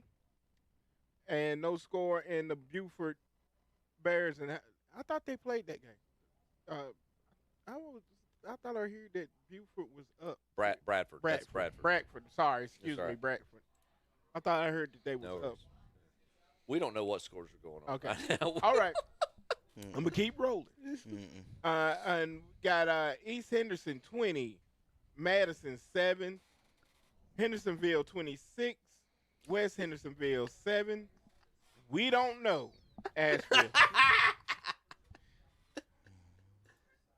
We got no score in the North Stokes game. Who's North Stokes playing? Elkin. The Bucking Elks. They were scared to say that in the pregame show. Score update. Mountain Heritage 28-27. All right, boys, we've got to get out of here in a minute. Thanks, Kevin. Do we got all the scores updates that we have? I've got a final. Asheville 32, Dobbins Bennett 31. Do we believe you that? Sure? Do we believe that? We don't know. That. You sure now? we don't. We don't know. We've seen 10 different scores from Dobbins Bennett, and none of them added up to the right. This is the first time I see that it's marked as final. And I also have South Point leading Charlotte Latin 35-6. Got you there, Chief. So yeah, you saw it before I said it. All right, boys, we're going to wrap. I didn't get West Iredale 55, North Iredale 0, and Cherokee and Tuscola is 7-7. Thank you, Will. All right, guys, thanks for watching the Redzone Radio show brought to you by the Crawl Space King of Shelby. We had a great time tonight. Again, white scores are your finals. Yellow scores, we don't know, or they're still playing. If you want to listen to Shelby and Crest, go on over to WHSKTCBroadcasting.com to find that one.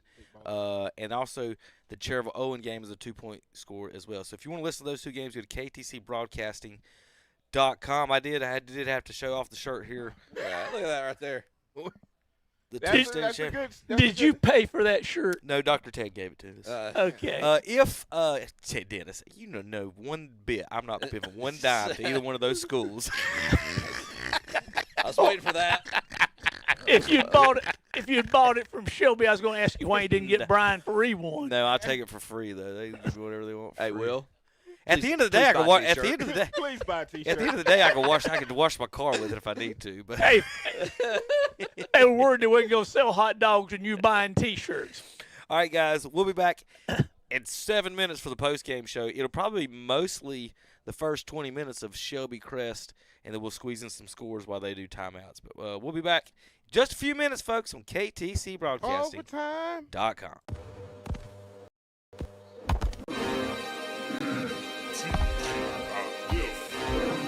You hear them pads going click, click, click, click.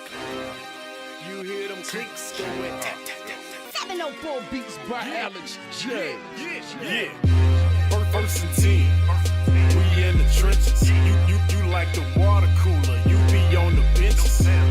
Think your team better, but they lack skill. First snap, I leave your backs in the backfield.